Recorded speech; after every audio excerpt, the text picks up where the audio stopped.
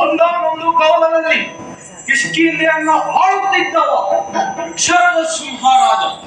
ಆತನಿಗೆ ಈರೋರು ಮಕ್ಕಳು. ಇಂದ್ರನ ವರಬಲದಿಂದ ಹುಟ್ಟಿದವ ವಾಲಿ ಎನ್ನುವುದಾಗಿ. ಇನ್ನು ಸೂರ್ಯನ ಅನುಗ್ರಹದಿಂದ ಹುಟ್ಟಿದವ ಈ ಸುಗ್ರೀವ. ಕಾಲಕ್ರಮೇಣ ಪ್ರಬುದ್ಧರಾಗಿದ್ದೇವೆ. ತದನಂತರ ಪಟ್ಟಾಭಿಷಿಕ್ತನಾದವ ವಾಲಿ. ಅಣ್ಣ ತಮ್ಮಂದಿರೆಂದರೆ ವಾಲಿ ಸುಗ್ರೀವರಂತಿರಬೇಕು ಎನ್ನುವುದು ಪ್ರತೀತಿಯಾಗಿತ್ತು. ಆದರೆ ಆ ಬಂಧ ಎನ್ನುವುದು ಒಂದು ಕ್ಷುಲ್ಲಕ ಕಾರಣಕ್ಕೆ ತುಂಡಾಗಿ ಹೋಯಿತು. ಈಗ ನನ್ನನ್ನು ಕೊಲ್ಲುವುದಕ್ಕಾಗಿಯೋ ಅಥವಾ ನನಗೆ ತೊಂದರೆಯನ್ನು ಕೊಡುವುದಕ್ಕಾಗಿಯೋ ಎಲ್ಲೆಲ್ಲೂ ಅಟ್ಟುತ್ತಾ ಬಂದವ ನನ್ನನ್ನ ವಾಲಿ. ಆದ ಕಾರಣ ಸೂರ್ಯದೇವನ ಸೂಚನೆಯಂತೆ ಈ ವಿಶ್ವಮುಖ ಪರ್ವತದಲ್ಲಿ ಸುರಕ್ಷಿತವಾಗಿದ್ದೇನೆ. ಆದರೂ ಸಹ ಆ ವಾಲಿ ನನಗೆ ತೊಂದರೆಯನ್ನು ಕೊಡುವುದಕ್ಕಾಗಿ ಕೆಲವು ಮನುಷ್ಯರನ್ನ ಕಳಿಸಿದ್ದುಂಟು. ಅವರಿಗೆಲ್ಲ ಒಂದು ಗತಿ ಕಾಣಿಸಿದ್ದೇವೆ. ಆದರೂ ಸಹ ಒಂದು ರೀತಿಯ ಭಯಭೀತವಾದಂತಹ ವಾತಾವರಣದಲ್ಲಿದ್ದೇವೆ. ಅಂತೆಯೇ ಇಂದು ಕೂಡ ಪಂಪಾ ತೀರದತ್ತ ಈರೋರು ಮನುಷ್ಯರು ಓಡಾಡುತ್ತಿರುವುದು ನನ್ನ ಗಮನಕ್ಕೆ ಬಂತು. ಅವರನ್ನ ಪರೀಕ್ಷಿಸುವುದಕ್ಕಾಗಿ ಹನುಮಂತನನ್ನು ಅಟ್ಟಿದ್ದೇನೆ. ಅದಾರು ಬರುತ್ತಿರುವ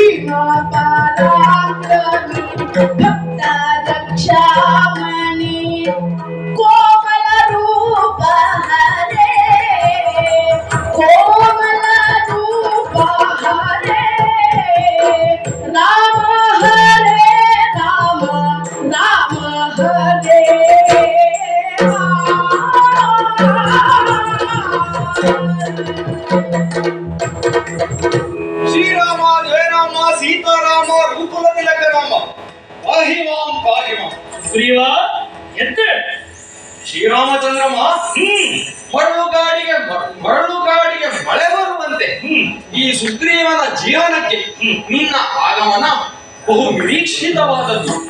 ಬರೀ ಕತ್ತಲೆ ತುಂಬಿದಂತಹ ಈ ಸುಗ್ರೀವನ ಜೀವನಕ್ಕೆ ಬೆಳಕನ್ನು ನೀಡುವಂತಹ ದೀಪ ಅಯೋಧ್ಯೆಯಲ್ಲಿ ಉರಿತಾ ಉಂಟು ಅಂತ ಹಿರಿಯರು ಹೇಳಿದ್ರು. ಆ ದೀಪದ ಕಾಂತಿ ಎನ್ನುವುದು ಇಲ್ಲಿಯವರೆಗಾಗಿ ಚಾಚುತ್ತದೆ ಎನ್ನುವುದನ್ನು ನಾನು ಎಣಿಸಿರ್ಲಿಲ್ಲ ದೇವ್ರೆ. ಸದ್ಯಕ್ಕೆ ನಮ್ಮ ಪರಿಸ್ಥಿತಿ ಹೇಗಾಗಿದೆ ಅಂದ್ರೆ, ಪೂರದಲ್ಲಿರುವಂತಹ ಅಮೃತ ಒಂದು ಅದು ಅಮೃತ ಅಂತ ಗೊತ್ತಾಗಬೇಕಾದ್ರೆ ಅದನ್ನು ಸೇವಿಸೇ ನೋಡ್ಬೇಕಂತೆ. ಅಂತೆ ನಮ್ಮ ಪರಿಸರದಲ್ಲಿರುವವರು ಒಳ್ಳೆಯವರು ಯಾರು ಕೆಟ್ಟವರು ಯಾರು ಎನ್ನುವುದಾಗಿ ಗೊತ್ತಾಗ್ತಾ ಇಲ್ಲ. ಮೊದಲಿಗೆ ನಿಮ್ಮನ್ನು ಕಂಡವ ಅನುಮಾನ ಮಾಡಿದ್ದು ಹಾಗೆ. ಆದರೆ ಹನುಮಂತ ಒಂದು ಹೇಳಿದನಲ್ಲ, ಭಯೋತ್ಪಾದಕರಲ್ಲ ಸುಗ್ರೀವ, ನಿನ್ನ ಉದ್ಧಾರಕರಿವರು ಎನ್ನುವುದಾಗಿ. ತಕ್ಷಣವೇ ನಿಮ್ಮನ್ನ ಇಲ್ಲೇವರೆಗಾಗಿ ಕರೆತಂದಿದ್ದೇನೆ. ಜೊತೆಗೆ ನನ್ನ ಕೈಲಾದಷ್ಟು ಸತ್ಕರಿಸಿದ್ದೇನೆ. ತುಂಬಾ ಸಂತೋಷ. ಯಥಾ ಯೋಗ್ಯವಾಗಿ ಸತ್ಕರಿಸಲು ಆ ಸ್ಥಿತಿ ನನ್ನಲ್ಲಿ ಇಲ್ಲದೇವೆ. ಇದ್ದಷ್ಟರಲ್ಲಿ ಸಂತೃಪ್ತಿಯನ್ನು ಪಡೆದುಕೊಳ್ಳುವಂತಹ ಯೋಗ ನಮ್ಮದು. ದೇವರೇ, ಹ್ಮ್ ನಿನ್ನ ಬಗ್ಗೆ ಹ್ಮ್. ಹಾಗೂ ನಿನ್ನ ವಂಶದ ಬಗ್ಗೆ ತಿಳಿದವರಿದ್ದೇವೆ ನಾವು. ಹಾ ಸೂರ್ಯ ವಂಶಜರು ಹ್ಮ್ ಅನುವಂಶಿಕವಾಗಿ ಅಲ್ಲದೆ ಹೋದರೂ ಸಹ ಹ್ಮ್. ತಮ್ಮದೇ ಆದಂತಹ ಸದ್ಗುಣಗಳಿಂದ ಹ್ಮ್. ಸ್ವಂತ ಸಾಮರ್ಥ್ಯಗಳಿಂದ ಹ್ಮ್. ಜನರಿಗೆ ಆದರ್ಶಪ್ರಾಯವಾಗಿರುವವರಂತೆ. ಹ್ಮ್ ಅಂತೆಯೇ ನೀನು ಹ್ಮ್ ಲೋಕದಲ್ಲಿ ಧರ್ಮ ಸ್ಥಾಪನೆಗಾಗಿ ಸಂಸ್ಥಾಪನೆಗಾಗಿ. ಹುಟ್ಟಿದವನಂತೆ. ಹ್ಮ್ ಅಲ್ಲದೆ ಎಲ್ಲಿ ನ್ಯಾಯ ಇರ್ತದೋ ಹಾ ಅಲ್ಲಿ ನಿನ್ನ ಬೆಂಬಲ ಇರ್ತದಂತೆ. ಸೂರ್ಯವಂಶದವರ ಬೆಂಬಲವಿರ್ತದೆ. ಜೊತೆಗೆ ಹ್ಮ್. ಅಧರ್ಮ ಎನ್ನುವುದನ್ನ ನೀನು ಹೋಗಲಾಡಿಸಿದೀಯಂತೆ. ಹಾ ಆ ಒಂದು ವಿಶ್ವಾಸದ ಮೇಲೆ ನಾನಿದ್ದೇನೆ ದೇವರೇ. ಆಗಲಿ. ನನಗೆ ಆದಂತಹ ಅನ್ಯಾಯವನ್ನ ಪರಿಗಣಿಸಿ ಹ್ಮ್ ಧರ್ಮವನ್ನ ವಿಚಾರಿಸಿ ಹ್ಮ್. ನ್ಯಾಯವನ್ನ ಒದಗಿಸಬೇಕು. ಆಗಲಿಂದ ನೋಡ್ತಾ ಇದ್ದೇನೆ. ಹಾ. ನಿನ್ನ ಮುಖ ಬಾಡಿದೆ, ಹೌದು. ಬಸವಳಿದೆ. ಹಾ. ಮಾತ್ರವಲ್ಲ, ವ್ಯಾಕುಲನಾಗಿದ್ದಿ. ಹಾ. ಮಾತ್ರವೇ ಅಲ್ಲ, ಸುಸ್ಪಷ್ಟವಾಗಿ ಹೇಳ್ತಾ ಇದ್ದಿ ನ್ಯಾಯವನ್ನ ಒದಗಿಸಬೇಕು ಅಂತ. ಹೌದು. ನಿನಗೆ ಅನ್ಯಾಯ ಆದದ್ದು ಯಾರಿಂದ ಅಂತ ಬೇಕಲ್ಲ? ಬೇರೆ ಯಾರಿಂದ ಅಲ್ಲ ದೇವರೇ, ಮತ್ತೆ ಅಮ್ಮವರಿಂದಲೇ. ಅಗ್ರಜವಾಲಿ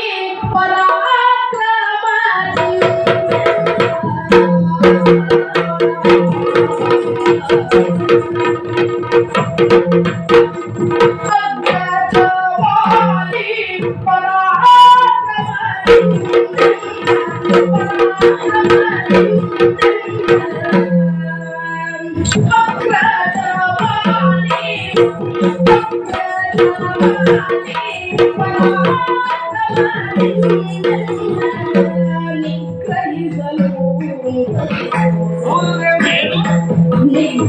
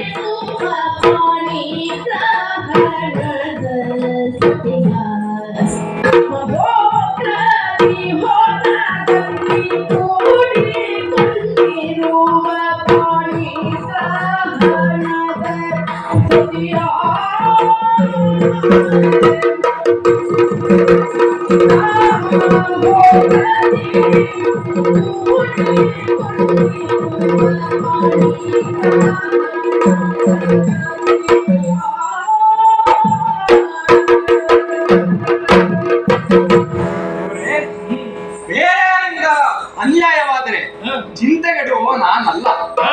ನಮ್ಮ ನಿಕಟವರ್ತಿಗಳೇ. ಹ್ಮ್ ಅದರಲ್ಲೂ ಹಾ. ನನ್ನ ಅಣ್ಣನೇ ನನಗೆ ಅನ್ಯಾಯವನ್ನು ಸಿಗಿದ್ದೇನೆ. ನಿನ್ನ ಅಣ್ಣ. ಹೌದು ಆಹಾ. ದೇವರೇ, ಹ್ಮ್ ಈ ಜೀವನದಲ್ಲಿ ಯಾರನ್ನ ಕಳೆದುಕೊಂಡರೂ ದುಃಖವಾಗುವುದಿಲ್ಲ. ಹಾ. ಹೆಂಡತಿಯನ್ನ ಕಳೆದುಕೊಂಡಂತಹ ದುಃಖ ಹ್ಮ್. ಹೇಗಿರಬಹುದು ಎನ್ನುವುದನ್ನ ಹ್ಮ್. ನಿನಗೆ ಹೇಳಬೇಕಾದಿಲ್ಲ ಅಲ್ವೋ? ವಿಶೇಷವಾಗಿ ಹೇಳಬೇಕಾಗಿಲ್ಲ. ಹೌದು. ಹ್ಮ್ ಅಂತೆಯೇ ಹ್ಮ್ ಒಂದಾನೊಂದು ಕಾಲದಲ್ಲಿ ಹ್ಮ್ ವಾಲಿ ಸುಗ್ರೀವರೆಂದರೆ ಹ್ಮ್. ಅಣ್ಣ ತಮ್ಮಂದಿರು ವಾಲಿ ಸುಗ್ರೀವರಂತಿರಬೇಕು ಎನ್ನುವುದಾಗಿ ಪ್ರತೀತಿ. ಹಾ. ಅಂತಹದೊಂದು ಬೆಸುಗೆ, ಹ್ಮ್ ಅಂತಹ ಒಂದು ಬಂಧ, ಹ್ಮ್ ಆ ಬೆಸುಗೆ ಆಗ್ಲಿಲ್ವೋ ಅಂತ. ಆಹಾ. ಈಗಿನ ಕಾಲದಲ್ಲಿ ಹ್ಮ್ ನಮ್ಮ ಇಬ್ಬರಲ್ಲೂ ಸಹ ಹಾ. ಬದ್ಧ ವೈರತ್ವ ಎನ್ನುವುದು ಹಾ. ಈ ಲೋಕಕ್ಕೆ ಗೊತ್ತಾಗಿರುವಂತಹ ಸಂಗತಿ. ವೈರತ್ವ ಬರಬೇಕು ಅಂತ ಆದ್ರೂ ಒಂದು ಕಾರಣ ಅಂತ ಬೇಕಲ್ವಾ? ಅದೊಂದು ಕ್ಷುಲ್ಲಕ ಕಾರಣ ದೇವರೇ. ಹ್ಮ್ ಹ್ಮ್ ಹ್ಮ್. ಯಾವುದು? ವಾಲಿಯನ್ನ ನಿಗ್ರಹಿಸಲು ಹ್ಮ್. ಅಥವಾ ವಾಲಿಯನ್ನ ಕೊಲ್ಲಲು ಹ್ಮ್ ಮಾಯಾವಿ ಎನ್ನುವಂತಹ ರಕ್ಕಸ ಬಂದಿದ್ದ. ಹಾ. ಆ ಮಾಯಾವಿ ಎನ್ನುವಂತಹ ರಕ್ಕಸನನ್ನ ಹ್ಮ್ ವಾಲಿ ಹ್ಮ್. ಕಿಷ್ಕಿಂಧೆಯ ಪುರದ ಹೊರಗೆ ಹಾ. ಹಟ್ಟಿಸಿಕೊಂಡು ಹೋದ. ಹಾ. ಆತನ ಬೆಂಗಾವಲಿಗಾಗಿ ನಾನು ಹೋಗಿದ್ದೆ. ಹಾ. ಹೋಗುತ್ತಾ ಹೋಗುತ್ತಾ ಹ್ಮ್. ಮಾಯಾವಿ ಒಂದು ಗುಹೆಯನ್ನ ಸೇರಿದ. ಆಮೇಲೆ ಆಮೇಲೆ ಹ್ಮ್. ವಾಲಿಯು ಆ ಗುಹೆಯನ್ನ ಸೇರಲು ಮುಂದಾದಾಗ ಹ್ಮ್. ನಾನು ಮುಂದಾದೆ. ಹ್ಮ್. ಸುಗ್ರೀವ, ನೀನು ಇಲ್ಲೇ ಗುಹೆಯನ್ನ ಕಾಯ್ದುಕೊಂಡಿರು ಎನ್ನುವುದಾಗಿ ಮಾತನ್ನು ತೆಗೆದುಕೊಂಡ. ಹ್ಮ್. ಆದ ಕಾರಣ ಹ್ಮ್. ನಾನು ಅಲ್ಲಿಯೇ ಇದ್ದೆ. ಹ್ಮ್. ಆತ ಒಳಗೆ ಹೋದ. ಹಾ. ಸುಮಾರು 1 ವರ್ಷವಿರಬೇಕು ದೇವರು. ಹಾ. ಒಂದು ದಿವಸ ಹಾ. ಹಾ ಸುಗ್ರೀವ ಎನ್ನುವಂತಹ ಕಿರುಚಾಟ, ಹಾ. ಅರಚಾಟ ಹಾ. ಮಾತ್ರವಲ್ಲ, ಹಾ. ಒಂದು ವಿಚಿತ್ರ ವರ್ಣದ ರಕ್ತದ ಧಾರೆ. ಹಾ. ನಾನು ನಿರ್ಧರಿಸಿಬಿಟ್ಟೆ, ಏನು? ಮಾಯಾವಿಯ ರಕ್ಕಸ ಹ್ಮ್. ವಾಲಿಯನ್ನ ಕೊಂದಿದ್ದಾನೆ ಎನ್ನುವುದಾಗಿ. ಹಾಗಾಗಿ ಹಾ ಸುಗ್ರೀವ ಎನ್ನುವಂತಹ ಶಬ್ದ ಬಂದಿದೆ. ಹೌದು. ಹಾ. ಆದ್ದರಿಂದ ಆ ಮಾಯಾವಿ ಹೊರ ಬಂದರೆ ಹಾ. ನನಗೆ ಮಾತ್ರವಲ್ಲ ಹಾ. ನಮ್ಮ ಕುಲಕ್ಕೂ ಸಂಕಟ ಅಲ್ಲವೇ? ಹೌದು. ಆದ ಕಾರಣ ಹ್ಮ್. ಆತ ಹೊರಗೆ ಬಾರದಂತೆ ಹ್ಮ್. ಆ ಗವಿಯನ್ನ ಹ್ಮ್. ಬೃಹದಾಕಾರದ ಬಂಡೆ ಕಲ್ಲುಗಳಿಂದ ಮುಚ್ಚಿದವ ನಾನು. ಹಾ. ನಂತರ ಹ್ಮ್. ನಮ್ಮ ರಾಜ್ಯಕ್ಕಾಗಿ ಹಿಂತಿರುಗಿದೆ, ಹಾ. ಹಿರಿಯರಿಗೆ ವರಿಷ್ಠರಿಗೆ ನಡೆದ ವಿಷಯವನ್ನೆಲ್ಲ ಹೇಳಿದೆ. ಆಮೇಲೆ ಅವರು ಹೇಳಿದ್ದೇನು? ಏನು? ರಾಜನಿಲ್ಲದೆ ಅರಾಜಕತೆಯಿಂದ ಕೂಡಿರಬಾರದು, ಹಾ. ಯುವರಾಜನಾದ ನೀನು ಹ್ಮ್. ರಾಜನಾಗು ಸುಗ್ರೀವ ಎನ್ನುವುದಾಗಿ ಹ್ಮ್. ಅವರ ಮಾತಿಗೆ ಬೆಲೆ ಕೊಟ್ಟು ಹ್ಮ್. ಸಿಂಹಾಸನವನ್ನೇರಿದೆ. ಹಾ. ಮತ್ತೆ ನಮ್ಮಲ್ಲಿ ಒಂದು ಪದ್ಧತಿ ಇದೆ, ಹಾಗು. ಅಣ್ಣ ಮಡಿದಾಗ ಹ್ಮ್. ಆತನ ಹೆಂಡತಿಗೆ ಒಪ್ಪಿಗೆ ಇದ್ರೆ ಹ್ಮ್. ತಮ್ಮ ಮದುವೆ ಆಗಬಹುದಂತೆ. ಹ್ಮ್. ತಾರೆ ಒಪ್ಪಿದಳು, ಹ್ಮ್. ಮದುವೆಯೂ ಆದೆ. ಹ್ಮ್.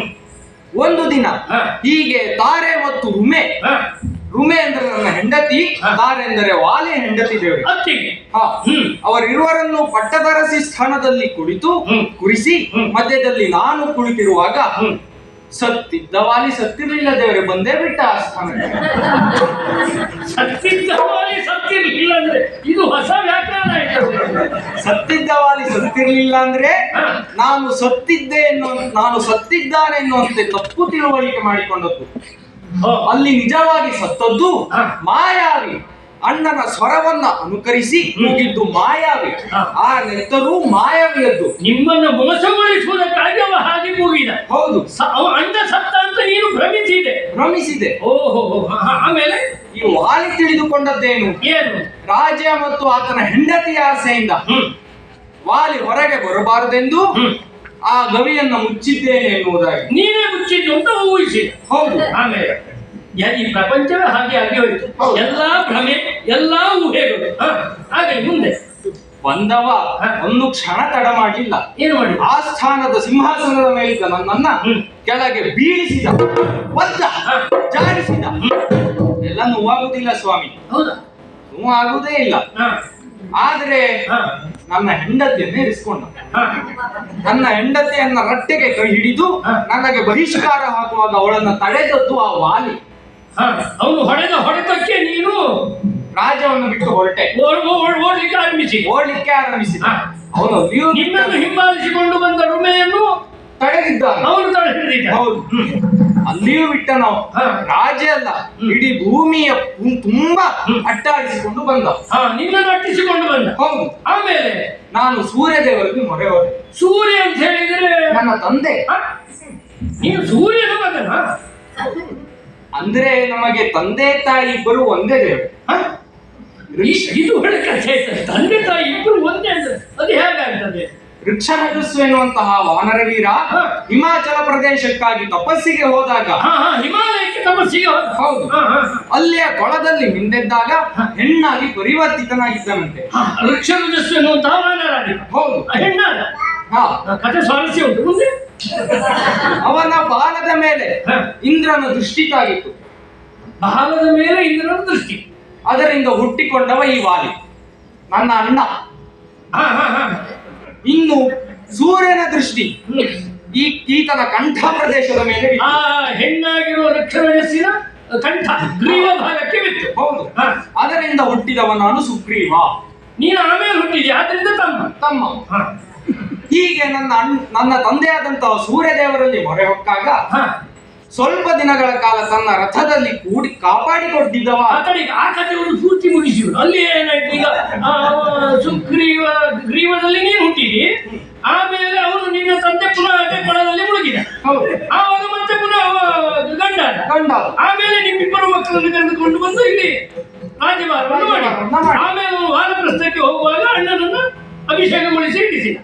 ಇಷ್ಟು ಕಥೆ ಅರ್ಥ ಆಯ್ತು. ಈಗ ನೀನು ಈಗ ಸುಗ್ರೀವ ನಿನ್ನ ತಂದೆ ಸೂರ್ಯನಲ್ಲಿ ಹೋಗಿ. ಹೌದು. ಆಮೇಲೆ ಅಲ್ಲಿ ಸ್ವಲ್ಪ ದಿನ ಕಾಪಾಡಿಕೊಂಡವ ಆತ. ಆಮೇಲೆ ಆ ಸಂದರ್ಭದಲ್ಲಿ ಏನಾಯ್ತು ಅಂದ್ರೆ, ಏನಂತ ಈ ವಾಲಿ ಕೊಂದಿದ್ದಾನಲ್ಲ ಮಾಯಾವಿ ಎನ್ನುವರನ್ನ, ಹಾ. ಹಾ. ಹಾ. ಆತನ ತಂದೆ ದುಂದುಬಿ, ಆತನು ತನ್ನ ಮಗನ ಸಾವಿನ ಸೇಡನ್ನ ತೀರಿಸುವುದಕ್ಕೋಸ್ಕರ ಅಲ್ಲಿಯವರೆಗಾಗಿ ಬಂದ, ವಾಲಿಯವರೆಗಾಗಿ. ಅದು ಕೋಣನ ರೂಪದಲ್ಲಿ ಬಂದ ಆತ. ರಾಕ್ಷಸರು ಮಾಯಾವಿಗಳಲ್ಲವೇ? ಯಾವ ಕ್ಷಣಕ್ಕೂ ಯಾವ ರೂಪವನ್ನು ತಾಳ್ಯಾರು. ಅವರಿಗೆ ಅಷ್ಟಸಿದ್ಧಿ ಉಂಟು. ಅದು ಯಾರು ಹೇಳಿಕೊಟ್ಟು ಬರುವುದಲ್ಲ, ಅವ್ರಿಗೆ ಹುಟ್ಟುತ್ತಲೇ ಬರುವಂತಾಗಿದ್ದೆ. ವಾಲಿ ಬಿಟ್ಟಾನೋ ನಿನ್ನ ಅಣ್ಣ ಅಲ್ಲ? ಹೌದು. ಆ ಕೋಣದ 2 ಕೋಡುಗಳನ್ನ ಹಿಡಿದು ಗರ ಗರ ಗರ ಬೀಸಿ ಈ ಪ್ರದೇಶದ ಮೇಲೆ ಹಾರಿಸಿದ. ಆ ರಾಕ್ಷಸ ಸತ್ತು ಹೋದ. ಆದ್ರೆ ಆತನ ಮೂಗು ಮತ್ತು ಬಾಯಿಂದ ಒಸರಿದಂತಹ ರಕ್ತ ಎನ್ನುವುದು ಇಲ್ಲೇ ಸಮೀಪದಲ್ಲಿರುವ ಮತಂಗ ಮುನಿಗಳ ಆಶ್ರಮದ ಮೇಲೆ ಬಿತ್ತು. ಆ ಮೂಲಕ ಆಶ್ರಮದ ಪರಿಸರ ಎನ್ನುವುದು ಮಲಿನವಾಯಿತು. ಸಿಟ್ಟುಗೊಂಡಂತಹ ಮತಂಗ ಮುನಿಗಳು ಈ ಕೃತ್ಯವನ್ನ ಯಾರೇ ಮಾಡಿರಲಿ ಅವರು ಇಲ್ಲಿಯವರೆಗಾಗಿ ಬಂದಾಗ ಅವರ ತಲೆ 1000 ಏಳುವುದಾಗಿ ಶಪಿಸಿದರು. ಬಹಳ ಸ್ವಾರಸ್ಯ ಇದೆ. ಲೋಕಕಂಟಕರಾದಂತಹ ದುಷ್ಟ ಆ ದುಂದುಬಿಯನ್ನು ಕೊಂದಂತವನಿಗೆ ಮತಂಗ ಮುನಿಗಳಿಂದ ಶಾಪ. ಲೋಕಕಂಟಕ ದುಂದುಬಿ ಹೌದು. ಕೆಟ್ಟವನನ್ನು ಕೊಂದ್ರೆ ವರ ಕೊಡಬೇಕೇ ಹೊರತು ಶಾಪ ಕೊಡ್ತಾರೆ ಅಂತ ಹೇಳಿ ಅದು ಏನೋ ಮಹತ್ವ ಇರಬೇಕದಲ್ಲಿ.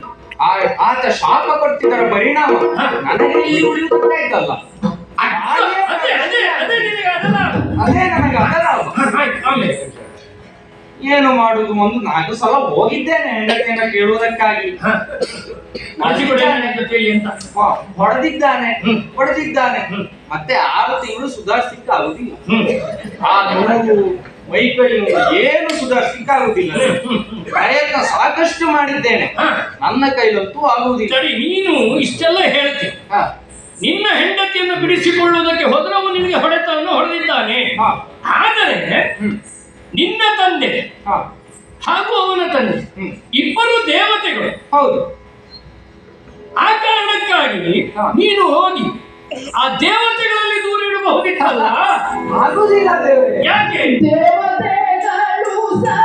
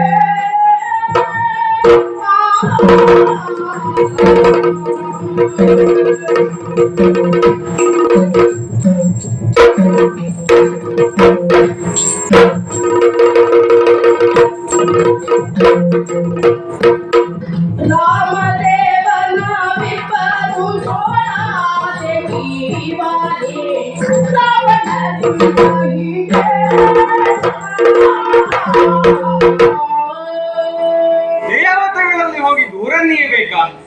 ಇಡಬಹುದಾಗಿತ್ತಲ್ಲ. ಯಾಕೆಂದ್ರೆ ದೇವತೆಗಳು ಧರ್ಮ ಪಕ್ಷಪಾತಿಗಳು. ಅವರು ಯಾವ ಸಂಬಂಧವನ್ನೂ ನೋಡದೆ ಧರ್ಮಕ್ಕೆ ಪಕ್ಷಪಾತವನ್ನೇ ಮಾಡುವರಾದ್ದರಿಂದ ಅವರಲ್ಲಿ ಹೇಳಿದರೆ ನಿನ್ನದು ಧರ್ಮಯುಕ್ತವಾದದ್ರಿಂದ ನಿನಗೆ ಅವರು ಸಹಾಯ ಮಾಡ್ತಿದ್ರು ಅಂತ ನನ್ನ ಊಹೆ. ನಾನೊಮ್ಮೆ ಯೋಚಿಸಿದ್ದು ಹಾಗೆ. ಆದರೆ ವಾಲಿಯ ಪರಾಕ್ರಮಕ್ಕೂ ದೇವತೆಗಳು ಹೊಂದುವವರು. ಹೌದಾ? 1-2 ನಿದರ್ಶನಗಳಿವೆ ದೇವರೇ. ಹೇಗೆ?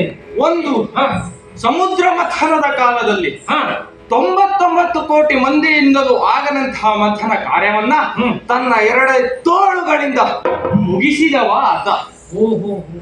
ಇನ್ನೊಂದು, ರಾವಣ ನಿನಗೆ ಗೊತ್ತಿದೆ ಅಲ್ವೋ? ಆ ರಾವಣನ ಕಣ್ಸನ್ನೆಯಿಂದಲೇ ದೇವತೆಗಳನ್ನ ನಿಯಂತ್ರಿಸುವ ಶಕ್ತಿ ಉಳ್ಳವನಾಗಿದ್ದ ಅಂತಹ ರಾವಣ ಈ ವಾಲಿಯನ್ನ ಕಣಕಲು ಬಂದಾಗ ತನ್ನ ಬಾಲದಲ್ಲಿ ಸುತ್ತಿ ತನ್ನ ಮಗುವಿನ ತೊಟ್ಟಿಲ ಇರಿಸಿದವ ಆತ.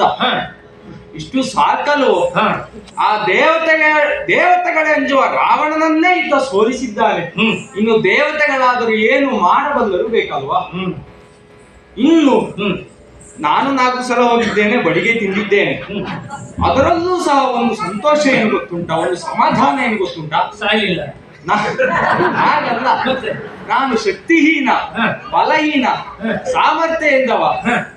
ನನ್ನ ಕೈಲಿ ಆಗ್ಲಿಲ್ಲ, ಹೆಂಡತಿಯನ್ನು ಉಳಿಸಿಕೊಳ್ಳಲು ಆಗ್ಲಿಲ್ಲ.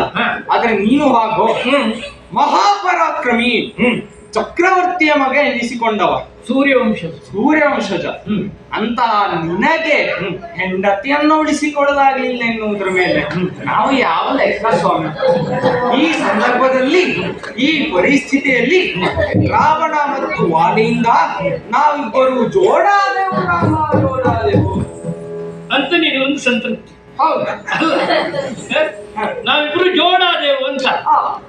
ನಿನ್ನ ಅಣ್ಣ ನಿನ್ನ ಹೆಂಡತಿಯನ್ನ ಕೊಂಡು ಹೋದದಕ್ಕೂ ರಾವಣ ನನ್ನ ಹೆಂಡತಿಯನ್ನು ಕೊಂಡು ಹೋದದಕ್ಕೂ ವ್ಯತ್ಯಾಸ ಉಂಟು. ಏನು?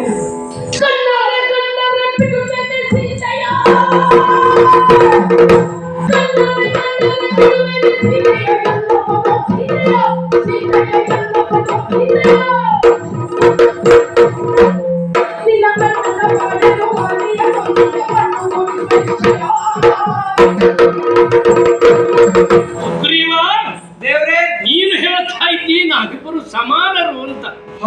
ಅಲ್ಲ, ಸಮಾನರಲ್ಲ. ಆ ದೃಷ್ಟಿಯಲ್ಲಿ ನೋಡಿದರೆ ನೀನೇ ನನಗಿಂತ ಹೆಚ್ಚಿನ ಪುಣ್ಯಾತ್ಮ. ಯಾಕೆ? ನಾನು ಈಗಾಗಲೇ ಕೆಲವೇ ಸಂದರ್ಭದ ಹಿಂದೆ ನನ್ನ ಹೆಂಡತಿಯನ್ನ ಕಳೆದುಕೊಂಡವರು. ಆದ್ರೆ ನೀನು ಸಾವಿರ ವರ್ಷಗಟ್ಟಲೆ ಹೆಂಡತಿಯನ್ನ ಕಳೆದುಕೊಂಡಿದ್ದೀಯಲ್ಲ. ನಾವು ಹೇಗೆ ಸಮಾನರಾದೆವು? ನಾನು ಬರುವ ಇಷ್ಟು ಮಾರ್ಗದಲ್ಲಿ ಸುಂದರವಾದದ್ದನ್ನ ಎಲ್ಲಿ ಕಂಡರೂ ಅಲ್ಲಿ ನನ್ನ ಹೆಂಡತಿ ಸೀತೆ ಇದ್ದಾಳೋ ಎಂದು ಭ್ರಮಿಸಿದ. ಇದೇ ನನ್ನ ತಮ್ಮ ಲಕ್ಷ್ಮಣ. ಅಣ್ಣ, ಅದು ಹಾಗಲ್ಲ, ನಿನ್ನ ಮಡದಿ ರಮಣಿ ಸೀತೆ ಎಲ್ಲ ಅಂತ ನನ್ನನ್ನು ಕರೆದುಕೊಂಡು ಬಂದಿದ್ದೆ. ಹಾಗಿರುವಾಗ ಈ ಕಡಿಮೆ ಅವಧಿಯಲ್ಲೇ ನಾನು ಇಷ್ಟು ನೋವನ್ನು ಅನುಭವಿಸಿದ್ದೇನೆ. ಇಷ್ಟು ಸಾವಿರ ವರ್ಷಗಟ್ಟಲೆ ಅಷ್ಟೇ ಅಲ್ಲ, ನಿನ್ನ ಹೆಂಡತಿಯನ್ನ ಕರೆದುಕೊಂಡು ಹೋಗುವಲ್ಲಿ ನಿನ್ನ ಅಣ್ಣ ವಾಲಿ ಒಂದು ಒಂದು ಸಂದೇಶವನ್ನು ನೀಡಿದ್ದಾನೆ. ಏನು? ಹೇಗೆ? ನೀನು ಯಾರೇ ಆಗಿರು, ಎಂಥವನೇ ಆಗಿರು, ನಿನ್ನ ಹೆಂಡತಿಯನ್ನು ನಾನು ನನ್ನ ವಶದಲ್ಲಿ ಇರಿಸಿಕೊಳ್ಳುತ್ತೇನೆ ಎಂಬುದಾಗಿ. ಯಾಕೆ? ನಿನ್ನ ಕಣ್ಣೆದುರಿನಲ್ಲೇ ಅವಳನ್ನು ಬಲಾತ್ಕಾರವಾಗಿ ಕೊಂಡೊಯ್ದಿದ್ದಾನೆ. ಆದರೆ ರಾವಣನು ಪ್ರಪಂಚ ಮುಖಕ್ಕೆ ಒಂದು ಸಂದೇಶವನ್ನು ಕಳಿಸಿದ್ದಾನೆ. ರಾಮನ ಇದಿರಿನಲ್ಲಿ ತನಗೆ ಇಂತಹ ಒಂದು ಅಧರ್ಮದ ಅಕೃತ್ಯವನ್ನು ಎಸಗುವುದಕ್ಕೆ ಸಾಧ್ಯವಿಲ್ಲವೆಂದು ಊಹಿಸಿ ಮತ್ತು ಭಾವಿಸಿ ನಮ್ಮನ್ನು ಬೇರೊತ್ತಕ್ಕೆ ನಮ್ಮ ಗಮನವನ್ನು ಸೆಳೆದು ನಮ್ಮ ಕಣ್ಣು ಇದಿರಿನಲ್ಲಿ ಅವನು ಅಂತಹ ಕಾರ್ಯವನ್ನು ಮಾಡಿದ್ದಲ್ಲ. ನನ್ನ ಕಣ್ಣಿದಿರಿನಲ್ಲಿ ಅವನಂತಹ ಕಾರ್ಯವನ್ನು ಮಾಡಿದ್ದರೆ ಅವನನ್ನ ಈ ಪ್ರಪಂಚದಲ್ಲಿ ಉಳಿಮೂಡುತ್ತಿರಲಿಲ್ಲ. ಇರಲಿ, ದುಃಖವೇ ಮೇಲಾಗಿ ಸೂರ್ಯವಂಶದವರು ನಾವು ಯಾವತ್ತಿದ್ರೂ ನಮ್ಮ ದುಃಖಕ್ಕಿಂತ ಬೇರೆಯವರ ದುಃಖದ ಬಗ್ಗೆಯೇ ನಾವು ಮರುಗುವುದು ಹೆಚ್ಚು. ಹಾಗೂ ಅದನ್ನು ನಿವಾರಿಸಿಕೊಡುವುದಕ್ಕಾಗಿ ಯೋಜನಾಬದ್ಧರು ನಾವಾಗುತ್ತೇವೆ. ಹಾಗಾಗಿ ಈಗ ನಿನ್ನ ಹೆಂಡತಿಯನ್ನು ನಿನಗೆ ಒಪ್ಪಿಸುವುದಕ್ಕೆ ಬೇಕಾಗಿ ಹೇಗೆ ಬೇಕು ಆ ವ್ಯವಸ್ಥೆಯನ್ನು ನಾನು ಮಾಡುವವನಿದ್ದೇನೆ. ಹಾಗಾಗಿ ಈಗ ಈ ಕ್ಷಣದಿಂದ ಮೊದಲುಗೊಂಡು ನಾವಿಬ್ಬರು ಮಿತ್ರರು. ಹೇಗೆ? ನಿನ್ನ ಆ ಸತಿ ಉಮೆಯನ್ನ, ವಾಲಿಯನ್ನ ಕೊಂದು ನಿನ್ನ ಸತಿ ಉಮೆಯನ್ನು ತಂದು ಕೊಡ್ತೇನೆ. ಏನು? ವಾಲಿಯನ್ನ ರಾಮ ಕೊಂದು ನಿನ್ನ ಹೆಂಡತಿಯನ್ನು ಬೆಳೆಸಿಕೊಡ್ತೇನೆ. ಅಮ್ಮಮ್ಮ ವಾಲಿಯ ರಾಮ ಕೊಂದರೆ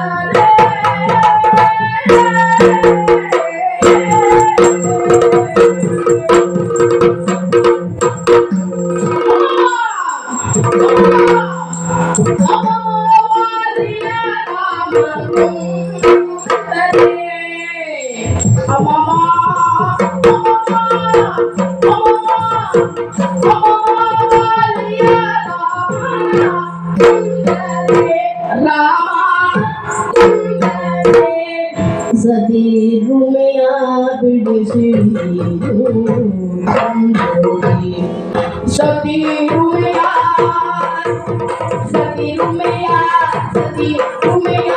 ಬಿಡಿಸಿ ನೀನು ತಂದರೆ ಕೊಂದರೆ ವಾಲಿಯ ಕೊಂದರೆ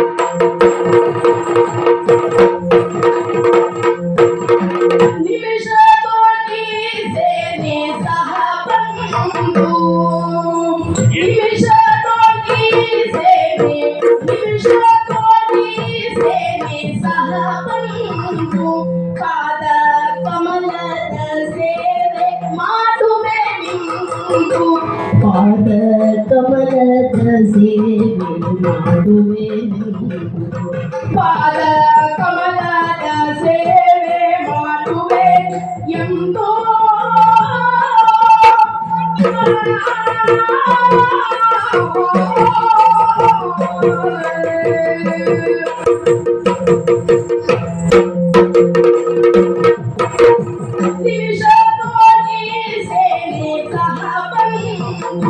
ಪಾದ ಕಮಲದ ಸೇವೆ ಮಾಡುವೆ ಎಂದೋ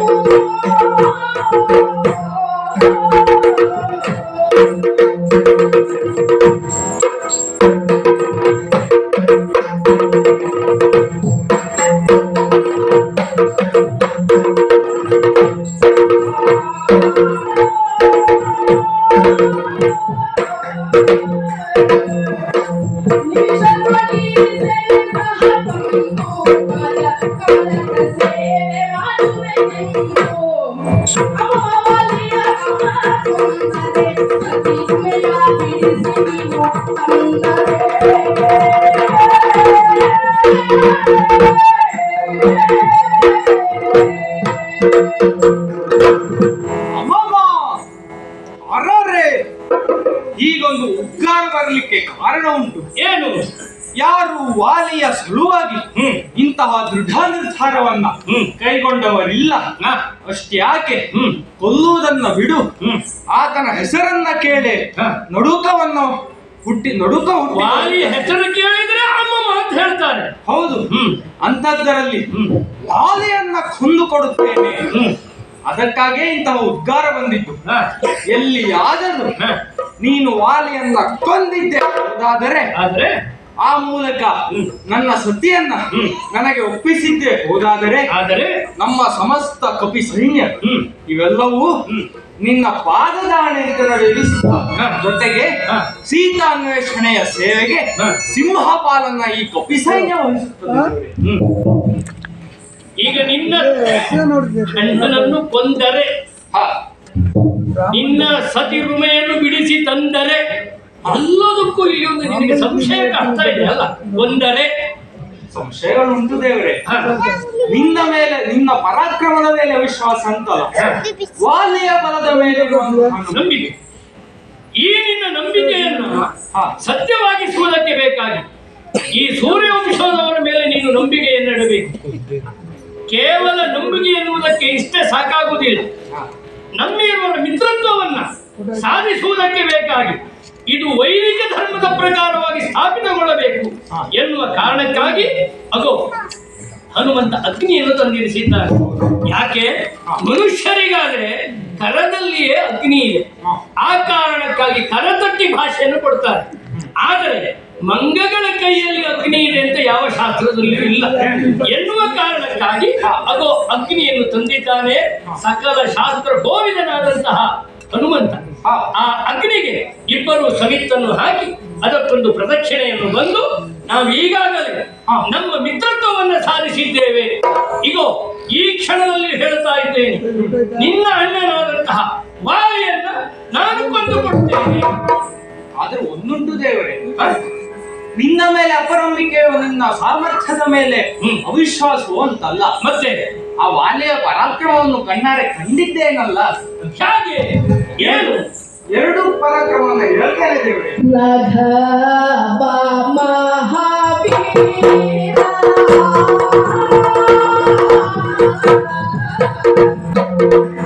ರಾಘವ ಮಹಾವೀರ ಏನು ಸುವಿಚಾರ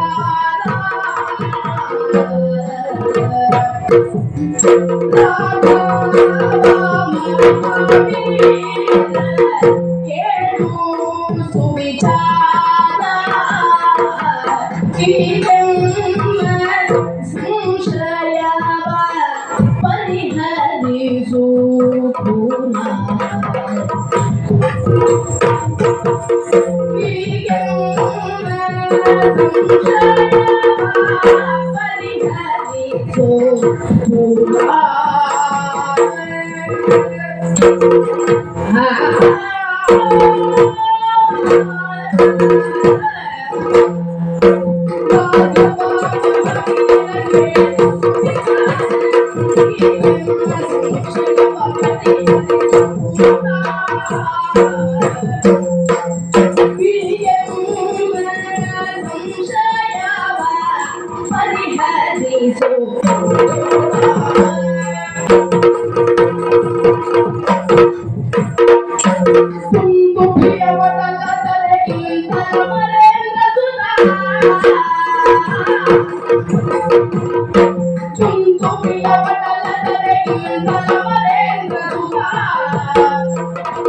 ಒಂದು ಮೊಳವನ್ನು ಸಾಹಸದಿಂದಲೇ ಒಂದು ಮೊಳವನ್ನು ಸಾಹಸದಿಂದಲೇ ಇಂದು ನೀ ಎತ್ತಿದರೆ ಸಂದೇಹ ಕೋರಿ ಕಳಿಕೊಂಡೆ ಮತದಿಂದಲೇ ಎಂದು ಹೇಳಿದವು.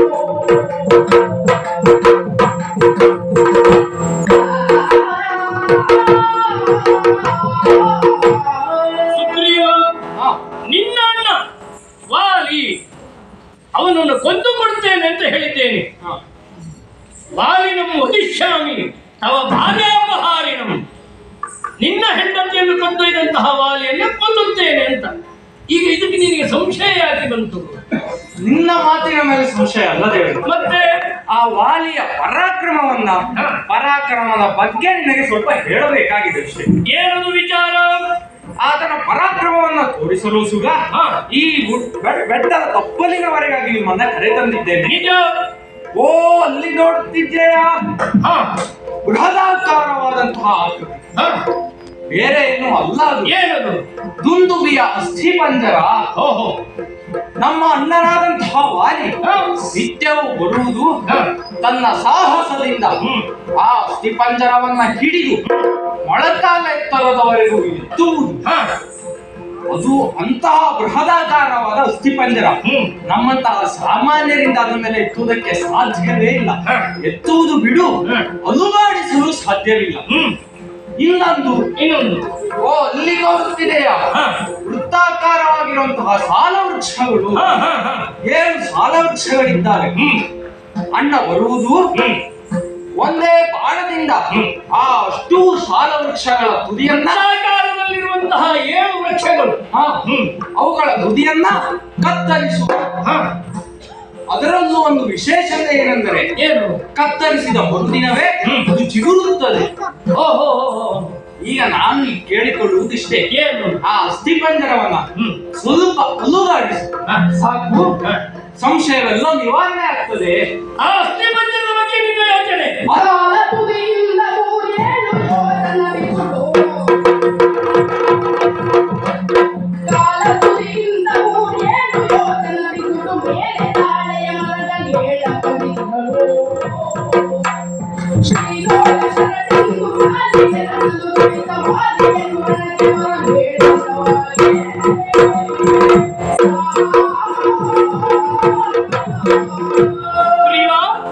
ಆ ಅಸ್ಥಿ ಪಂಜರದ ಬಗ್ಗೆ ನಿನ್ನ ಯೋಚನೆ?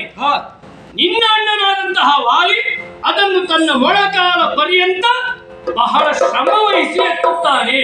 ಅಷ್ಟು ಭಾರವಾದಂತಹ ಅಸ್ಥಿ ಪಂಜರ. ಅಂತಹ ದುರಾಚಾರಿಗಳಿಗೂ ಅಧರ್ಮಿಗಳಿಗೂ ಕೈಯಿಂದ ಮಾಡಬಹುದಾದಂತಹ ಕೆಲಸವನ್ನ ಈ ಇಕ್ಷ್ವಾಕು ವಂಶಜ ರಾಮ ಅದಕ್ಕೆ ಕೊಡುವ ಬೆಲೆಯಲ್ಲಿ ಗೊತ್ತುಂಟು. ಈಗ ನನ್ನ ಕಾಲಿನಿಂದ ಹೋಗಿ ಬಿದ್ದಿದೆ 21 ಯೋಜನ ದೂರದಲ್ಲಿ. ಹೌದಲ್ಲ? ಇನ್ನು ಈ ವೃಕ್ಷ ಇದು ನನ್ನ ಕೋದಂಡಕ್ಕೆ ಶರವೊಂದನ್ನು ಸಂಜೀವಿಸಿದ್ದೇನೆ. ನೋಡಿದೆಯಾ? ನೀನು ನೋಡುತ್ತಿರುವ ಹಾಗೆ ವೃತ್ತಾಕಾರದಲ್ಲಿರುವಂತಹ ವೃಕ್ಷ ಸಟೆದು ನಿಂತು ಒಂದೇ ಸಾಲಿಗೆ ಬಂತು. ಹೇಗೆ? ನೀನು ನನ್ನ ಕೈಯನ್ನು ಮಾತ್ರ ನೋಡಿ, ನನ್ನ ಕಾಲನ್ನು ನೋಡಿ, ಏನಂತಹ ಮರ್ಮ ಅದು. ನೀನು ಹೇಳಿದೆಯಲ್ಲ, ಆ ವೃಕ್ಷವು ಪುನಃ ಚಿಗುರುತ್ತಿತ್ತು ಕ್ಷಣ ಮಾತ್ರದಲ್ಲಿಯೂ ಮಾರನೇ ದಿವಸವು. ಹಾಗಾಗ್ತದೆ ಅಂತ ಹೇಳಿ ಅದು ಪ್ರಕೃತಿಯೋ? ಅದು ವಿಕೃತಿ. ಮರವೊಂದನ್ನು ಕಡಿದಾಗ ಅದು ಚಿಗುರುವುದಕ್ಕೆ ಕೆಲವಷ್ಟು ಕಾಲ ತಗೊಳ್ತದೆ.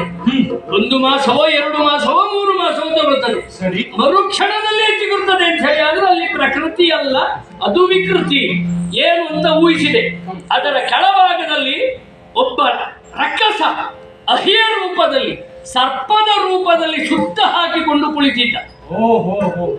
ದುಷ್ಟತನದಿಂದಾಗಿ ತನ್ನ ದುಷ್ಟತನವನ್ನು ಸಾಧಿಸೋದಕ್ಕೆ ತಪಸ್ಸನ್ನು ಮಾಡುತ್ತಿದ್ದ. ಮೆಟ್ಟಿನ ನನ್ನ ಕಾಲಬುಡದಲ್ಲಿ ಬಾಲವನ್ನ ಸೆಟೆದು ನಿಂತ ವೃಕ್ಷಗಳು ಒಂದೇ ನೇರಕ್ಕೆ ಬಂದಿಟ್ಟು ನನ್ನ ಬಾಣದಿಂದ ಸವರಿ ಆ ಕ್ಷಣದಲ್ಲಿ ಬಾಣ ಕೆಳಗೆ ಹೋಯಿತು. ಅದನ್ನು ನೋಡಿದ್ದೇನೆ.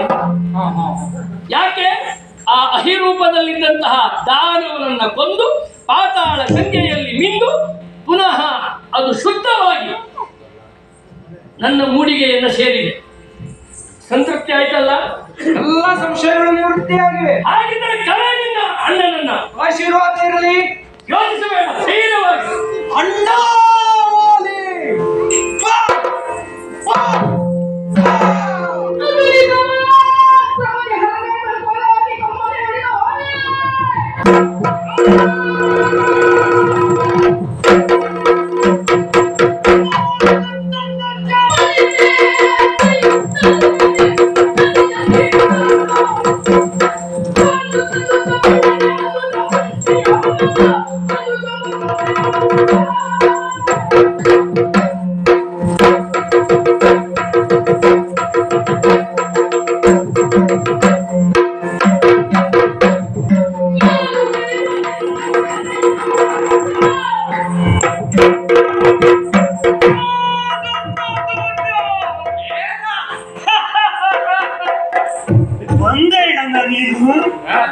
ಭಾನುತನುಜ ಅಂತ ಹೇಳಿದ್ರು, ನಿನ್ನನ್ನ ಕರೆದಿದ್ದಲ್ಲ.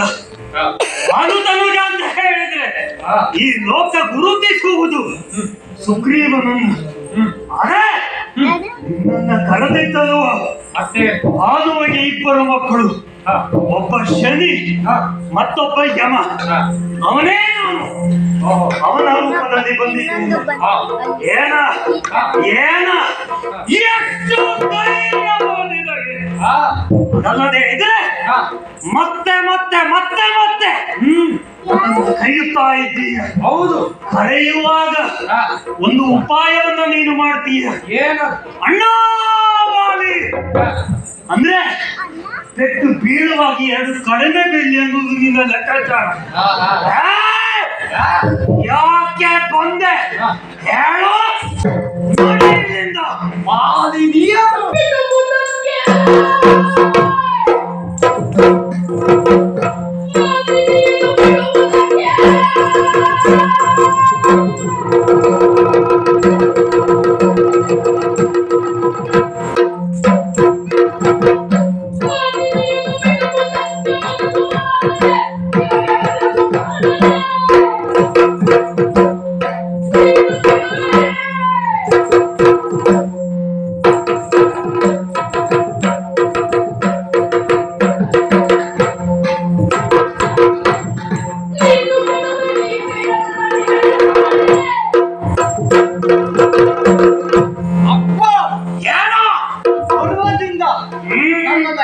ಹೆದರಿಸಲಿಕ್ಕೆ ನೋಡ್ತಾ ಇದ್ದೀಯ.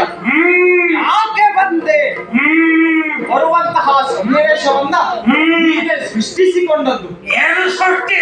ಅಲ್ಲದೆ ಹೋದ್ರೆ ನನ್ನ ಹೆಂಡತಿಯನ್ನ ಉಮೆಯನ್ನ ಬಲವಂತವಾಗಿ ಅಕ್ರಮವಾಗಿ ಅಧರ್ಮ ಮಾರ್ಗದಲ್ಲಿ ನೀನು ಇರಿಸಿಕೊಂಡಿದ್ದೇಯ. ನಾನು ಸ್ವಲ್ಪ ಬಾರಿ ನಿನ್ನಲ್ಲಿ ಕೇಳಿದ್ದೇನು, ನನ್ನ ಹೆಂಡತಿಯನ್ನು ಇಟ್ಟುಕೊಳ್ಳುವಾಗ ನಿನಗೆ ಇದು ನೆನಪಾಗಲಿಲ್ಲ ಅಲ್ವಾ? ಅದು ನೀನು ಸತ್ತಿದ್ದಿ ಎನ್ನುವಂತಹ ತಪ್ಪು ಕಲ್ಪನೆಯಿಂದ. ಸತ್ತಿದ್ದಿ ಹೇಗ? ಎಂತ ಇವನ ಮಂಡ ಅಂತ ಹೇಳಿದ್ರೆ ಗುವೆಗೆ ಮಧ್ಯದಲ್ಲಿ ಬಂದು ದೊಡ್ಡ ಬಂಡೆಯನ್ನ ಇಡುತ್ತಾನೆ. ಇವನಿಗಷ್ಟು ಮಂಡೆ ಇಲ್ಲ. ಅಣ್ಣನಿಗೆ ಆ ಬಂಡೆಯ ಒಡೆಯುವ ತಾಕತ್ತು ಇದೆ ಅನ್ನೋದು ನಿನ್ನ ತಾಯಿಗೆ ಹೋಗುದಿಲ್ಲ ಅಲ್ವೇ? ನೀನು ಬದುಕಿದ್ರಲ್ವಾ ತಾಕತ್ತಿರುವುದು? ಏನೋ ತಪ್ಪು ಕಲ್ಪನೆಯಿಂದ ಬಂಡೆದ ಮಧ್ಯದಲ್ಲಿ ಮತ್ತೆ ಕಲ್ಲು ಹಾಕುತ್ತಾನೆ. ಮತ್ತೆ ಏನ ಈಗ ಬಂದಿರುವುದು ಯಾಕೆ? ಒಳ್ಳೆಯ ಮಾತಿನಿಂದ ಹೆಂಡತಿಯನ್ನು ನೀನು ಕೊಡಬೇಕು. ಕೊಡ್ಲಿಲ್ಲ ಅಂತ ಹೇಳಿದ್ರೆ ನಿನಗೆ ಪ್ರಾಣದಾಸೆ ಉಂಟು ಅಂತ ಆದ್ರೆ ಹೆಂಡತಿಯನ್ನ ಕೊಡು, ಇಲ್ಲದಿದ್ದರೆ ಯುದ್ಧದಲ್ಲಿ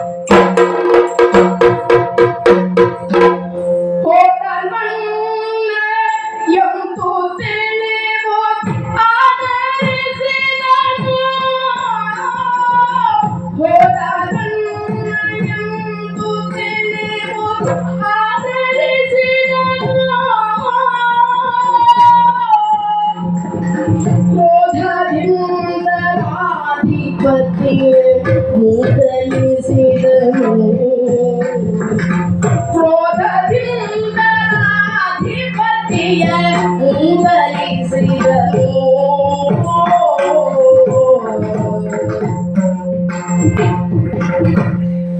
ಆಯ್ತಲ್ಲ ಸುಗ್ರೀವನ ಪರಾಕ್ರಮ. ಈ ಪುಣ್ಯಾತ್ಮ ರಾಮ ಇದ್ದಾನೆ ಅಂತ 4 ಮಾತು ಹೆಚ್ಚಿಗೆ ಆಡಿದ್ದು, ಅದಕ್ಕೆ ದುಪ್ಪಟ್ಟು ತಿಂದವನು ನಾನು. ಈಗ ಬೇಸರವಾಗುವುದು ಪೆಟ್ಟು ತಿನ್ನುವುದಕ್ಕಲ್ಲ, ಅದೆಲ್ಲ ಅಭ್ಯಾಸವಾಗಿ ಹೋಗಿದೆ. ಒಬ್ಬ ಮಾತು ಕೊಟ್ಟಿದ್ದಾನಲ್ಲ ಅವೆಲ್ಲಿ ಅಂತ ಬೇಕಲ್ಲ, ಅವನನ್ನ ಅಷ್ಟೇ ವಿಶ್ವನಾಯಕ ನಿನ್ನ ವಾಕ್ಯವ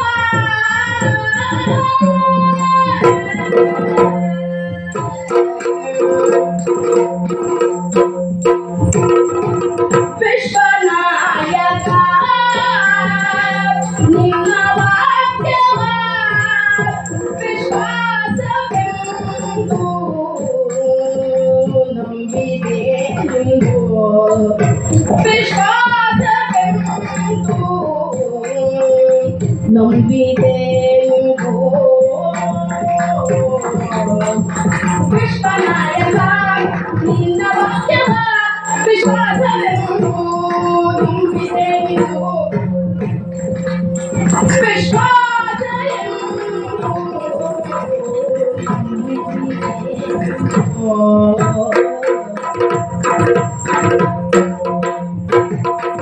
ಸೂರ್ಯವಂಶದ ರಾಯ ಆಳಿದ, ಸೂರ್ಯವಂಶದ ರಾಯ ಆಳಿದ ಕಾರ್ಯ ತಪ್ಪದು ಕಾರ್ಯ ತಪ್ಪದು ಕಪಟ ಒಲಿದು. ವಿಶ್ವನಾಯಕ ನಿನ್ನ ವಾಕ್ಯವ ವಿಶ್ವಾಸವೆಂದು ನಂಬಿದೆನೆಂದು.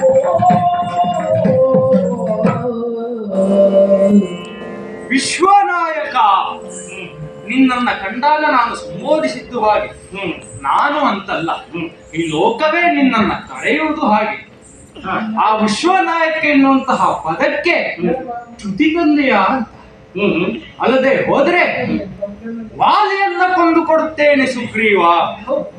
ಕೇಳಿದ್ದೇನೆ ಸೂರ್ಯವಂಶದವರು ಕೊಟ್ಟ ಮಾತಿಗೆ ತಪ್ಪುವವರಲ್ಲ ಅಂತ. ಉಳಿಸ್ಕೊಂಡೆ ನಿನ್ನ ಮಾತನ್ನ. ಬಾಣ ಹೂಡಿದೆಯ ವಾಲಿಗೆ. ನಾನು ಬಿದ್ದು ಹೊರಳಾಡುವಾಗ ಅದರ ಚಂದವನ್ನ ಕಾಣ್ತಾ ನಿಂತೇನೆ. ಬೆಕ್ಕಿಗೆ ಆಟ, ಇಲ್ಲಿಗೆ ಪ್ರಾಣ ಸಂಕಟ ಎನ್ನುವ ಹಾಗೆ. ಹೋಗಿ ಹೋಗಿ ನಿನ್ನನ್ನ ನಂಬಿದ್ದೇನಲ್ಲ, ಸಾಕು, ನಿನ್ನ ಸಹವಾಸವೇ ಸಾಕು. ಇಲ್ಲಿ ನೀನು ಪ್ರತಿಜ್ಞೆ ಕೊಟ್ಟಿದ್ದಿ, ನಾನು ಪ್ರತಿಜ್ಞೆ ಕೊಟ್ಟಿದ್ದೇನೆ. ಈ ವಿಷಯವನ್ನೆಲ್ಲ ಹೊರಪ್ರಪಂಚಕ್ಕೆ ಗೊತ್ತಾಗದ ರೀತಿ ಮಾಡುವ ಕೆಲಸ ನನ್ನದು. ನೀವು ಇಲ್ಲಿಂದ ದಯವಿಟ್ಟು ತರಬಹುದು. ಇದರಿದೆಯಾ? ಮತ್ತೆ ಏನ್ ಮಾಡುದು? ಧೈರ್ಯ ತೆಗೆದುಕೋ ಸ್ವಲ್ಪ. ಧೈರ್ಯದಾಲಯ ಸೂರ್ಯನಂದನ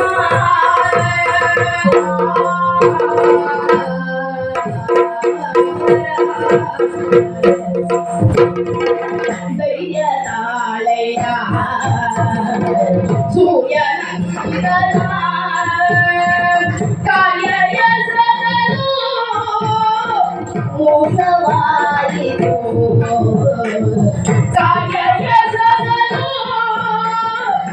ಮೋಸವಾಯಿತು. ಧೈರ್ಯದಾಲಯ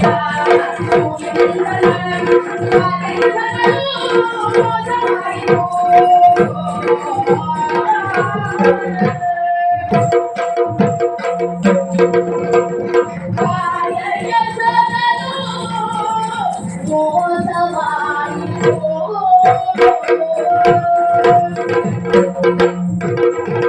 ವಾಲಿಯ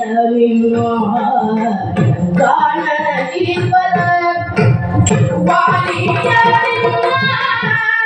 ಕಾಣಲಿಪದ ಆಲವೇ ಬರವೇ ತಿಳಿಯದಾಯಿತು. ಆಲವೇ ತಿಳಿಯದಾಯಿತು. ವಾಲಿಯ ಕಾಣಲಿಪದ ಆಲವೇ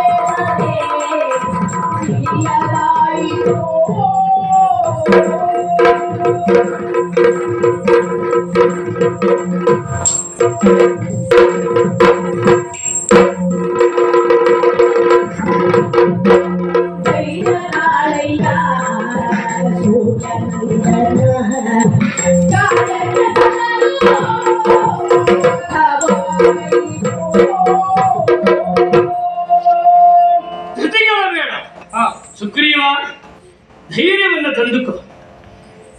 ಮಾತು ಕೊಟ್ಟಿದ್ದೀವಿ, ಆ ಕಾರಣಕ್ಕಾಗಿ ನೀನು ಹಿಂದಕ್ಕೆ ತೆರಳು.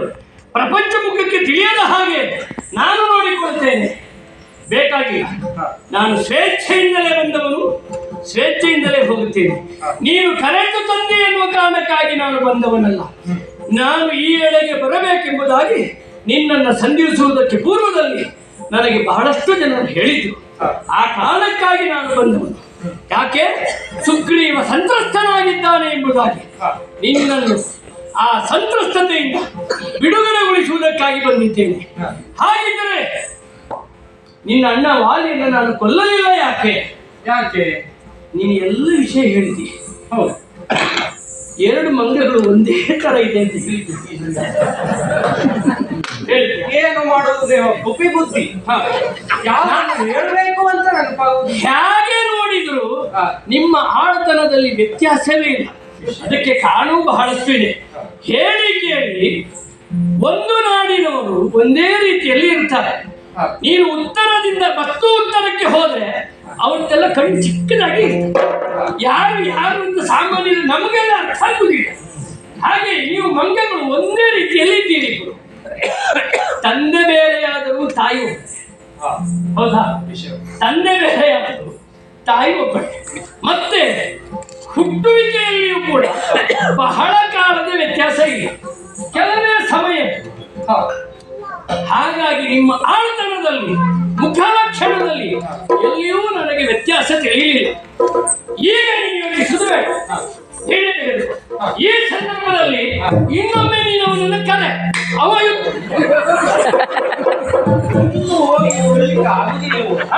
ಇನ್ನು ಅವನು ಕೊಲ್ಲುವುದೇ ನನ್ನನ್ನು. ಅಲ್ಲ, ಈಗ ಕೊಲ್ಲುವುದಕ್ಕೆ ನಾನಿದ್ದೇನಲ್ಲ. ಏನಕ್ಕೆ? ಅವನನ್ನು ಕೊಲ್ಲುವುದಕ್ಕೆ. ಅಂದ್ರೆ ನೀನು? ನಾನಲ್ಲ, ಅವನನ್ನು ಕೊಲ್ತೇನೆ. ನೀನು ನಿನ್ನ ಹೆಂಡತಿಯನ್ನು ಕರ್ಕೊಂಡು ಹೋಗು. ಮತ್ತೆ ಇದಕ್ಕೆ ಹೋಗ್ಬೇಕು. ಹೌದು, ಜೀವ ಇದ್ರು ಬೆಲ್ಲಾದ್ರೂ ಬೇಕು ಅಂತ ಇರ್ಬೋದಂತೆ.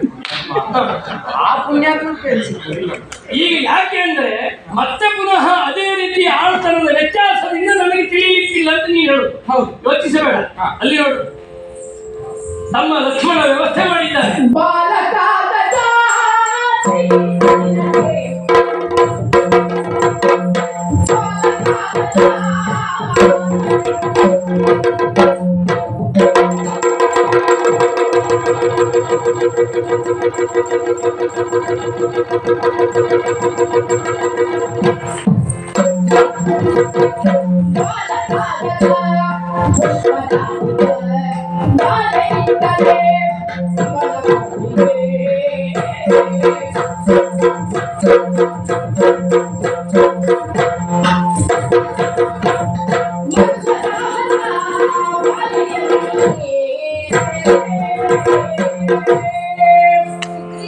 ಲಕ್ಷ್ಮಣದೇವರೇ, ಇಂದಿನ ಯುದ್ಧದಲ್ಲಿ ನಿನ್ನ ಕುರಿತು ಅಣ್ಣನಿಗೆ ತಿಳಿಯುವುದಕ್ಕೆ ಇಗೋ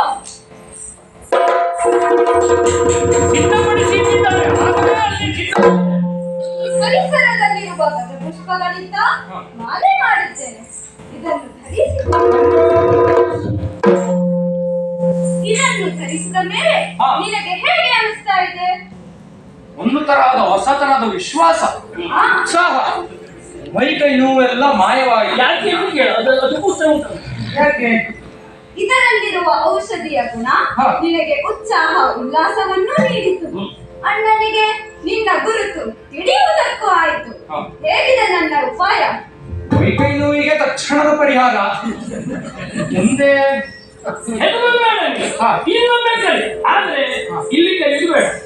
ಅಗೋ ಇಲ್ಲಿಗೆ ನಿನ್ನ ಅಣ್ಣನ ಮನೆಗೆ, ಅವನ ಕಿವಿಗೆ ಹತ್ತಿರ ಆಗಬೇಕು ಅಂತ ಸ್ಥಳ ಯಾವುದು? ಕಿಷ್ಕಿಂಧೆಯ ದ್ವಾರ. ಧಾರಾಗಿರಿ ಅದು ಬಹಳ ದೂರ ಆಯ್ತು. ಮತ್ತೆ ಒಂದು ಕೆಲಸ ಮಾಡು, ಅವನ ಅಂತಃಪುರದೆಡೆಗೆ ಹೋಗ್ಬೇಕು. ಅಂತಃಪುರದ ಹಿಂಬದಿಯ ಕಿಟಕಿ ಉಂಟಲ್ಲ, ಅಲ್ಲಿ ಬಾಯಿ ಇಟ್ಟು ಕೂಗಬೇಕು ನೀನು. ಅವ ಅಲ್ಲಿ ಈಗಾಗಲೇ ನಿನಗೆ ಹಾಗೆ ಹೊಡೆದಿದ್ದೇನೆ, ಹೀಗೆ ಹೊಡೆದಿದ್ದೇನೆ ಅಂತ ಅವನ ಹೆಂಡತಿಯಲ್ಲಿ ಹೇಳಿಕೊಡ್ತಾ ಇರ್ತಾನೆ. ಸರಿ, ಅವನಿಗೆ ಒಂದು ಕ್ಷಣವೂ ನೀನು ಅವಕಾಶ ಕೊಡಬಾರ್ದು. ಮಾತ್ರವೇ ಅಲ್ಲ, ನಾವು ಹೋಗುದು ಹೀಗಲ್ಲ, ನಿನ್ನದು ನನಗೂ ಆತ್ಮವಿಶ್ವಾಸ ಬರುವುದಕ್ಕಾಗಿ. ಈಗ ಅಲ್ಲಿ ಕಾಣಿಸ್ತಾ ಇದೆಯಲ್ಲ 7 ಜನ ಆಶ್ರಮ, ಆ ಮೂಲಕವಾಗಿ ಹೋಗೋಣ. ಯಾಕೆ? ಆ ಮಾರ್ಗದಿಂದ ಹೋದವರಲ್ಲಿ ನ್ಯಾಯ ಇದ್ದರಷ್ಟೇ ಆ ಸ್ಥಳದಿಂದ ಹೊರಗೆ ಬರ್ತಾರೆ. ಆದ್ದರಿಂದ ನಾವು ಬಂದು ನಿಂತದ್ದೇ ಸಪ್ತಜನಾಶ್ರಮದ ಮೂಲಕವಾಗಿ ಈ ಸ್ಥಳವನ್ನು ಬಂದು ಸೇರಿದ್ದೇವೆ. ಈಗ ಹೆದರಬೇಡ ನೀನು. ಮತ್ತೆ ಆಗ ಹೇಗೆ ಹೋಗಿದ್ದೀರಿ ಅಣ್ಣ? ಈಗ ಅಣ್ಣಗೆ ಮತ್ತೆ ಸಂಬಂಧ ಬೆಳೆಸಿದ್ದಾರೆ. ಸಂಬಂಧದಿಂದ ನಾವು ಅತೀತರಾಗಬೇಕು. ಈಗ ಅಣ್ಣ ಇಲ್ಲ, ಬರೀ ವಾರ ಹೆದರಬೇಡ. ಕೈ ಸರಿ ನಡೆಸಿಕೊಡ್ತಾರೆ. ಮತ್ತೊಂದು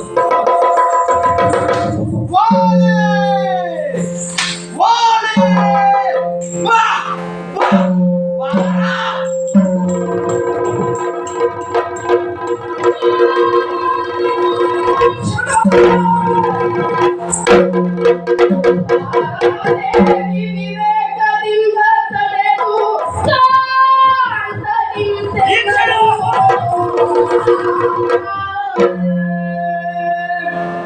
ನೀತಿಯಲ್ಲ ಪೋಪುದಿಂತು ನೀ ಕೇಳು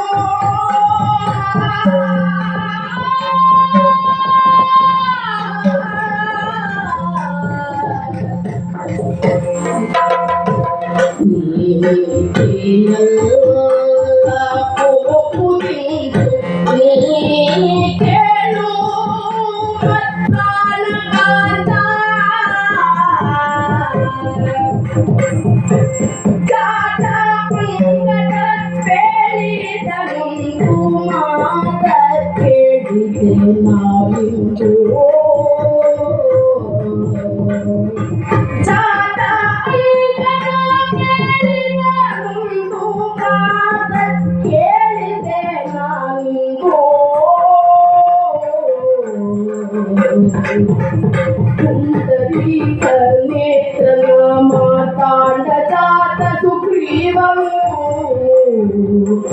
ಪುಂಡರೀಕ ನೇತ್ರನ ಮಾತಾಂಡ ಜಾತ ಸುಗ್ರೀವನು ಕಂಡು ಅಂತರಂಗ ಗುಂಡೆ ಕಾಂತವಿ ಕಂಡು ತಂಬೋಳ್ ಅಂತರಂಗ ಗುಂಡೆ ಕಾಂತವಿ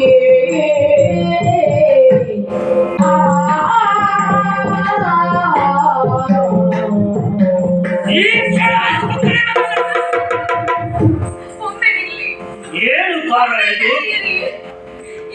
ಹೊರಡಬೇಕಾದಂತಹ ನನ್ನನ್ನು ತಡೆಯುತ್ತಾ ಇದ್ದೀಯ.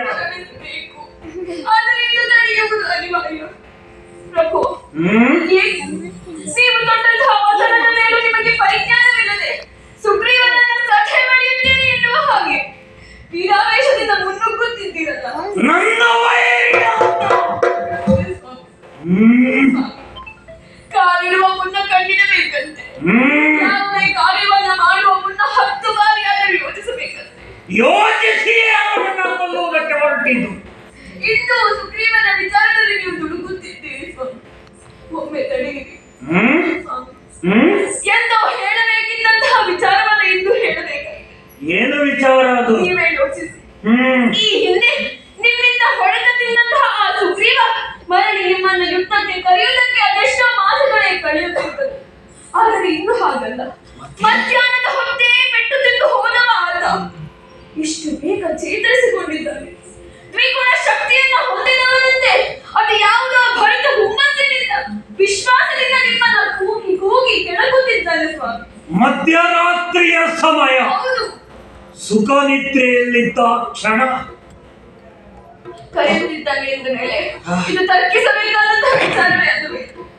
ಪ್ರಭು, ಈಗ ನಾನು ನಿಮ್ಮಲ್ಲಿ ಹೇಳ ಹೊರಟಿರುವ ಮಾತು ಯಾರ್ಯಾರು ಬಂದು ನನಗೆ ಹೇಳಿದ್ದಲ್ಲ. ನಮ್ಮ ಮಗ ನನ್ನಲ್ಲಿ ಹೇಳಿದಂತಹ ಮಾತು. ಅಂಗದ ಹೇಳಿದಂತಹ ಮಾತು. ಒಮ್ಮೆ ಪಂಪಾ ತೀರದಲ್ಲಿ ಸಾಗಿ ಬರುತ್ತಿದ್ದಂತಹ ಈರ್ವರು ಹುಡುಗರನ್ನ ಹನುಮನ ತನ್ಮೂಲಕವಾಗಿ ಸುಗ್ರೀವ ವಿಶ್ವಮುಖದಡಿಗೆ ಬರಮಾಡಿಕೊಂಡನಂತೆ. ಬಂದವರು ಸಾಮಾನ್ಯದವರಲ್ಲವಂತೆ, ಅಯೋಧ್ಯೆಯವರಂತೆ, ಇನಕುಲ ತಿಲಕರಂತೆ, ದಶರಥ ನಂದನರಂತೆ, ರಾಮ ಲಕ್ಷ್ಮಣ ಎನ್ನುವ ಹಾಗೆ ಅವರ ಹೆಸರಂತೆ ಸ್ವಾಮಿ. ಪ್ರಭು, ಅವರು ಬಂದ ನಂತರ ಅವರಿರುವರು ತಮ್ಮ ಅಂತರಂಗದ ಮಾತುಗಳನ್ನು ಒಬ್ಬರಿಂದೊಬ್ಬರು ಹೇಳಿಕೊಂಡರಂತೆ. ಆ ನಂತರ ಅಗ್ನಿ ಸಾಕ್ಷಿಯಾಗಿ ಅವರಿಬ್ಬರ ಸಖ್ಯ ಬೆಳೆಯಿತು.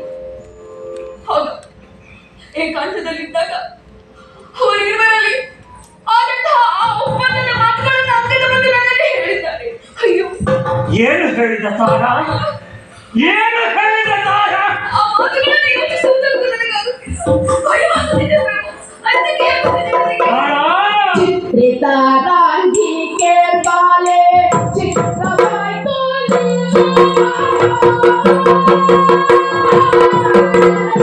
ಚಿತ್ರಿತಾರಾಂಗಿ ಕೇಳ್ಬಾಲೆ ಚಿತ್ರವಾಯ್ತು ನಿನ್ನ ಮಾತು ವಿಚಿತ್ರವಾಯ್ತು ನಿಮ್ಮ ಮಾತು ಮಿತ್ರದ ಕಾಲಂತು ಒಂದ್ಸಾರಿ ವರ್ತಮಾನ ಉಂಟೆ ಕಾಂತೆ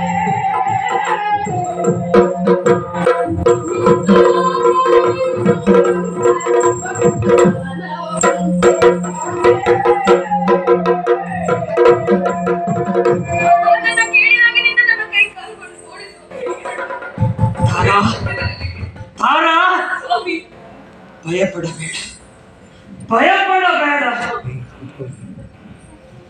ಇಡೀ ತಾರಾಮಂಡಲದಲ್ಲಿ ಕೋಟಿ ಕೋಟಿ ನಕ್ಷತ್ರಗಳಿದ್ರೂ ಕೂಡ ಶಶಾಂಕ ಒಬ್ಬನೇ ಈ ವಾಲಿಯ ಬದುಕಿನ ತಾರಾಮಂಡಲದಲ್ಲಿ.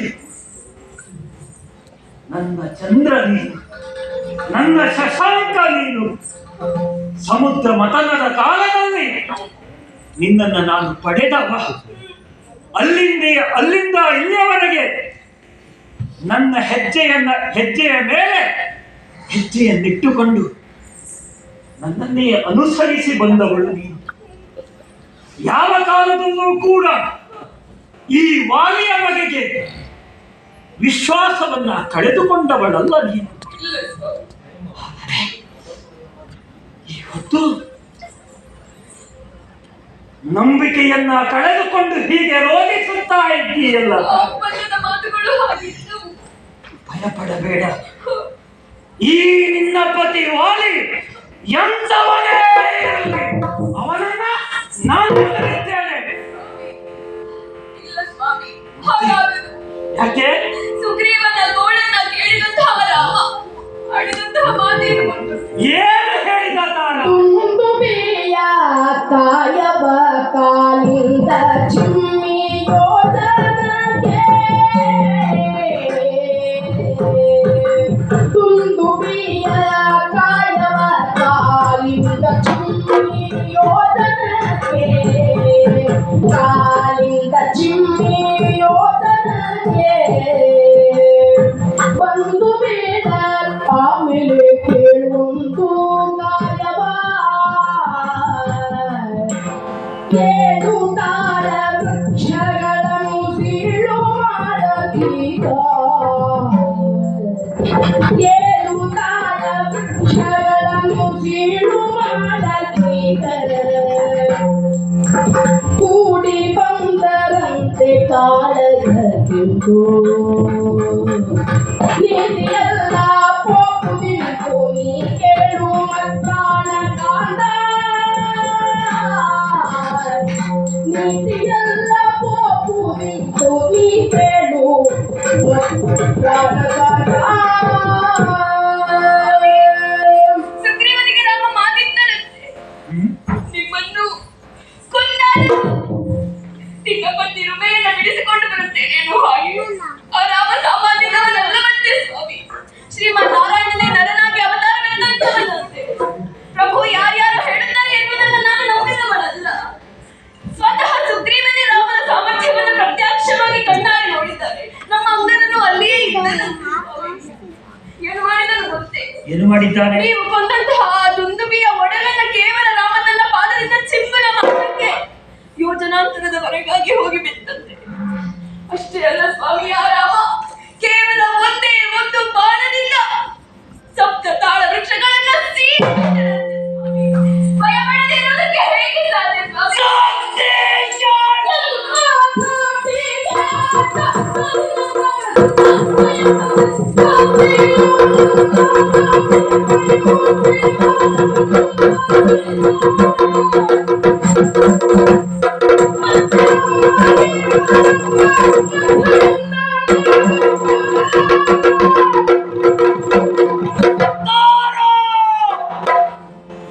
ಏನು ಮಾತಾಡಿಬಿಟ್ಟೆ ತಾರ. ಈ ನಿನ್ನ ಗಂಡನ ಬಗ್ಗೆ ವಿಶ್ವಾಸವನ್ನು ಕಳೆದುಕೊಂಡು ರಾಮನ ಬಗ್ಗೆ, ರಾಮನ ಸಾಮರ್ಥ್ಯದ ಬಗ್ಗೆ ಹೊಗಳುತ್ತಾ ಇದ್ದೀಯ. ರಾಮನೇನು, ಭೀಮನೇನು, ಮೂರು ಮೂರ್ತಿಗಳ ಮಗನೂ ಕೂಡ ನಾನು ಎದುರಿಸ್ತೇನೆ. ಈ ವಾಲಿ ಎದುರಿಸ್ತೇನೆ. ನನ್ನ ಕಾರ್ಯಕ್ಕೆ ಅಡ್ಡ ಬರಬೇಡ. ಇಲ್ಲ, ನಾಳೆ ನೋಡಿ ಕೊಂಬ ಯುದ್ಧ ಬೇಳೆಯಲ್ಲ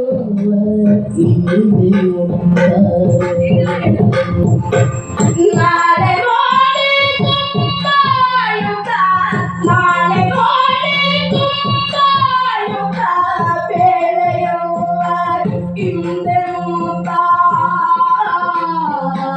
ಬೇಳೆಯಲ್ಲ ಹಿಂದೆ ಮುತ್ತ ಕಾಲ ಮೇಲ ಬಿಟ್ಟು ತಾನೇ ಕೇಳಿಕೊಂಡಳು, ಕಾಲ ಮೇಲೆ ಬಿದ್ದು ತಾರೆ ಕೇಳಿಕೊಂಡಳು. ನಾಳೆ ನೋಡಿ ಕೊಂಬಾಯುಧ, ನಾಳೆ ನೋಡಿ ಕೊಂಬಾಯುಧ ಬೇಳೆಯಲ್ಲ. ಯುದ್ಧಕ್ಕೆ ಹೋಗುವುದೇ ಬೇಡ ಏನೋ ಹಾಗೆ ನಾನು ಹೇಳುತ್ತಿಲ್ಲ. ಇಂದು ಹೋಗುವುದು ಉಚಿತವಲ್ಲ. ನೋಡಿ, ಮಧ್ಯರಾತ್ರಿಯ ಸಮಯ. ಅವರೇನಾದರೂ ನಿಮ್ಮನ್ನ ಸೋಲಿಸುವುದಕ್ಕೆ ಅಲ್ಲ, ಸಾಯಿಸುವುದಕ್ಕಾಗಿ ಯಾವ ತಂತ್ರವನ್ನ ಹೂಡಿದ್ದಾರೋ ನಾನು ತಿಳಿಯೇ. ನೀವು ಅರಿಯದವರಾಗಿದ್ದೀರಿ. ಪ್ರಭು ಪ್ರಭು, ಸೂರ್ಯೋದಯದವರೆಗೆ ಕಾಯೋಣ. ಸ್ವಲ್ಪವೇ ಹೊತ್ತು ಅನಂತರ ಅವರ ತಂತ್ರವು ನಮಗೆ ತಿಳಿಯುತ್ತದೆ. ಪ್ರಭು, ಜಯ ಎನ್ನುವುದು ನಿಮ್ಮ ಪಾಲಿಗೆ ಒದಗಿ ಬರುತ್ತದೆ. ಪ್ರಭು, ನಿಮ್ಮಲ್ಲಿ ಕೈ ಪ್ರಭು, ಇಲ್ಲಿ ನೋಡಿ, ಕೈ ಜೋಡಿಸುತ್ತಿದ್ದೇನೆ. ಎಲ್ಲ ಕಾಲಿಗೆ ಪ್ರಭು, ಸೌಭಾಗ್ಯವೆಂಬಂತಿರುವ ಹಳೆಯ ಸಿಂಧೂರವನ್ನು ಮೊರೆಸಿ ಹೋಗುವಂತೆ ಮಾಡಬೇಡಿ.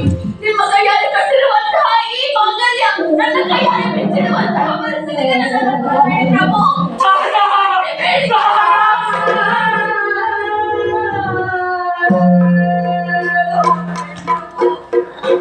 ಈಗ ಬೇಡ. ಶಂಕೆ ಬೇಡ,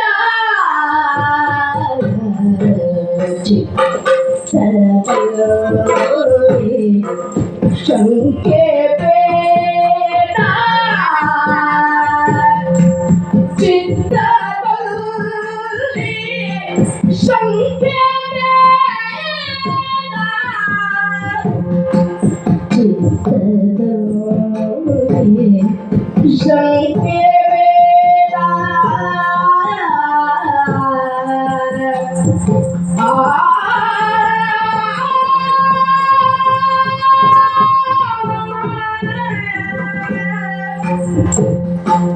ಮತ್ತೆ ಎಲ್ಲ ಕೈಲಾದ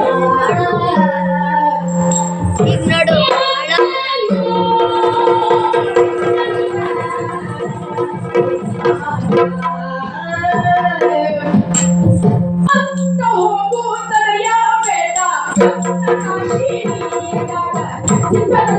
ಶಂಕರ ಮತ್ತೆ ನೋಡಲು ಕೈವಾಡ. ಅತ್ತ ಹೋಗು ತಡೆಯಬೇಡ, ಭಕ್ತ ಕಾಶಿನಿಯ ಗಾಢ. ಇನ್ನು ಬೇಡ ಸ್ವಾಮಿ, ಇನ್ನು ಬೇಡ. ನನ್ನ ಪದಮೂಲವನ್ನ ಸೇರಿ ಆರ್ತನಾಗಿ ಬೇಡಿಕೊಳ್ಳುತ್ತಾ ಇದ್ದೀಯ. ಇನ್ನು ಬೇಡ, ನಾಳೆ ನೋಡಿಕೊಂಬುವ ವಿದ್ಧವ ಎನ್ನುವುದಾಗಿ ಹಲವು ಪರಿಯಂತ ಪರಿಪರಿಯಾಗಿ ನೀನು ಅವಲತ್ತುಕೊಳ್ತಾ ಇದ್ದೀಯ. ಇದು ಬದುಕಿನ ಪ್ರಶ್ನೆ. ನಾಳೆ ಎನ್ನುವುದು ನಾನು ಪಡೆಯಲೇಬೇಕಾದಂತಹ ಗಮ್ಯದ ಪ್ರಶ್ನೆ. ಅದಕ್ಕಾಗಿ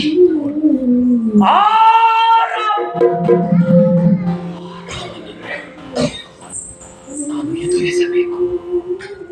ನಿನ್ನ ಗಂಡನ ಬಗ್ಗೆ, ಗಂಡನ ಭವಿಷ್ಯದ ಬಗ್ಗೆ ತಡೆಯನ್ನ ಒಡ್ಡಬೇಡ. ನನ್ನ ಅಂತರಂಗದ ಬೆಳಕಿಗೆ ನೀನು ತಡೆಯಾಗಬೇಡ. ತಾರ, ನನ್ನನ್ನು ತಡೆಯಬೇಡ ತಾರ. ತಾರ, ಬೇಡ ಬೇಡ, ಹೋಗು ಹೋಗು ಹೋಗು.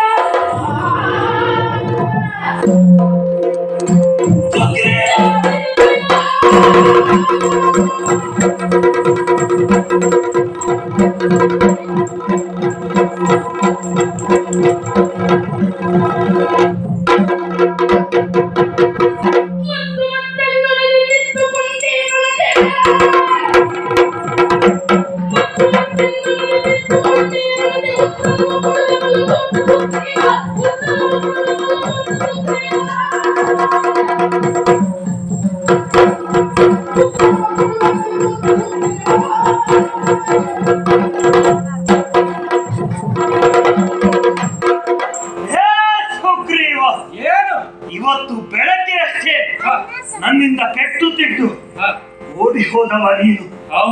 ಆದರೆ ಈಗ ಮತ್ತೆ ಬಂದಿದ್ದೀಯ. ಏನೋ ನಿನಗೆ ಮತ್ತು ಬಂತ ಹೇಗೆ? ಒಳ್ಳೆಯ ಮಾತಿನಿಂದ ಹೇಳುತ್ತೇನೆ, ಸರಿದು ಹೋದರೇಬೇಕು. ಅದಲ್ಲದಿದ್ದರೆ ನಿನ್ನ ಸಿಗಿದು ತೋರಣ ಕಟ್ತೇನೆ.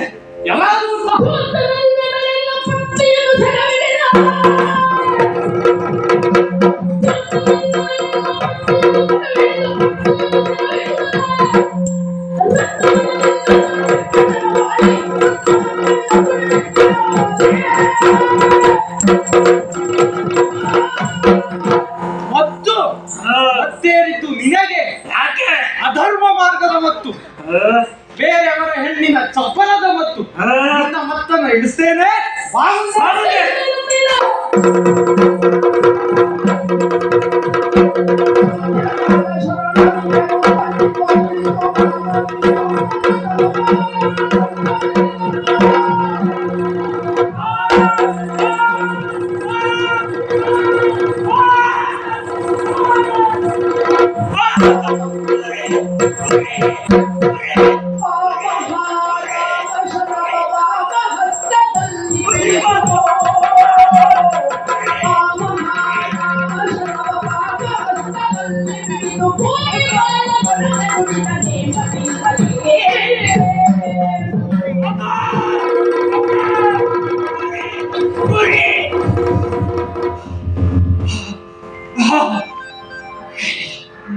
ಏನಿದು ಏನಿದು? ಸುಗ್ರೀವನೊಂದಿಗೆ ಕಾಡಾಕಾಡಿಯಾಗಿ ಹೋರಾಡುವಂತಹ ಸಂದರ್ಭದಲ್ಲಿ ಬಾಣ, ಎಲ್ಲಿಂದ ಬಂದಂತಹ ಬಾಣ ನನ್ನ ಗುರುಮಕನಲ್ಲಿ ಉದರವನ್ನೇ ಕಿತ್ತು ಕಿತ್ತು ಯಾರು ಬಿಟ್ಟ ಮಾಡಿ, ಯಾರು ಬಿಟ್ಟ ಮಾಡಿ, ಯಾರು ಬಿಟ್ಟ ಮಾಡಿ.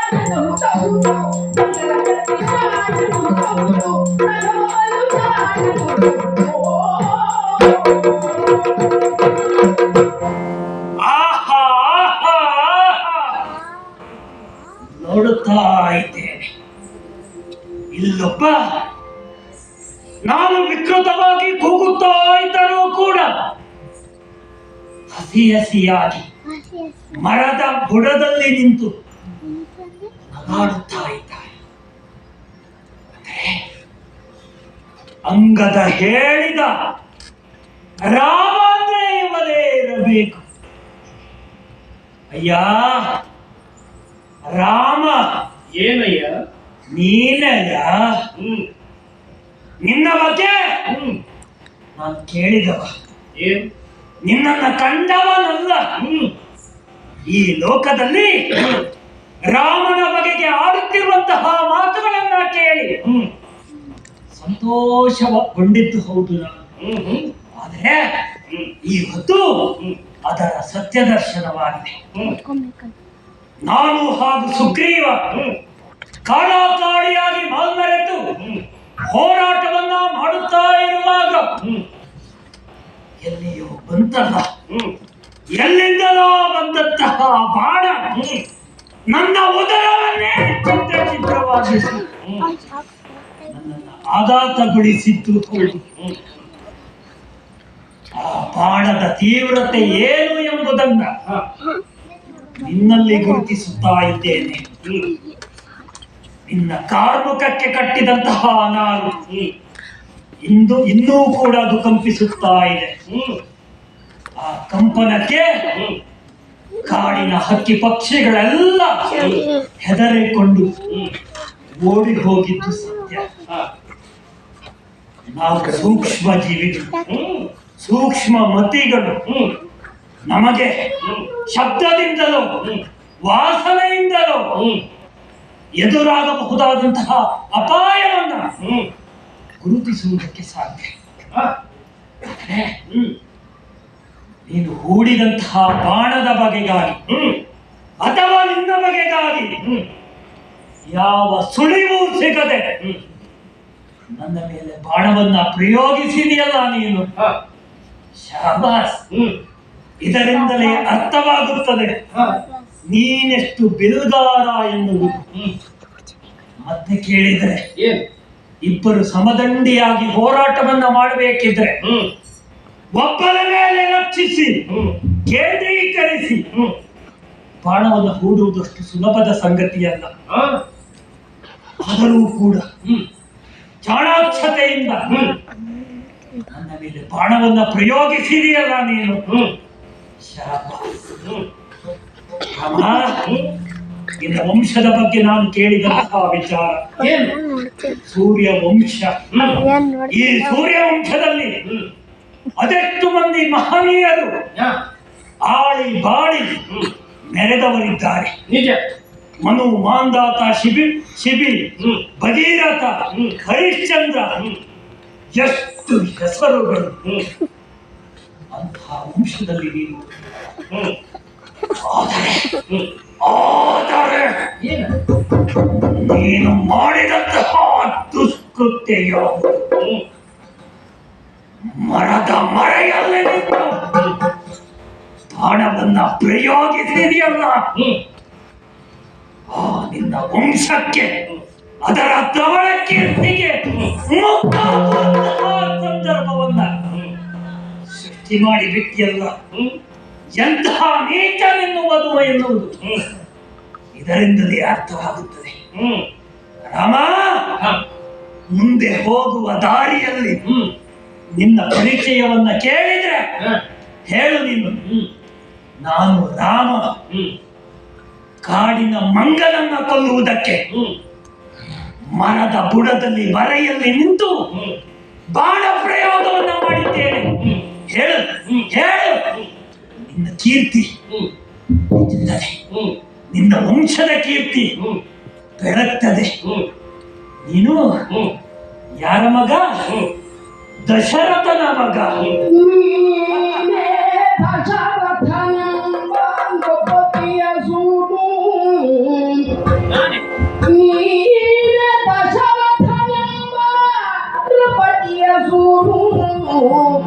ಸಾಮ್ರಾಜ್ಯಕ್ಕೆ ಸಲ್ಲದೆ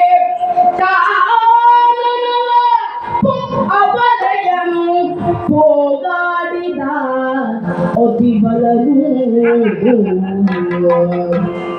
ಸಾಮ್ರಾಜ್ಯಕ್ಕೆ ಸಲ್ಲದೆ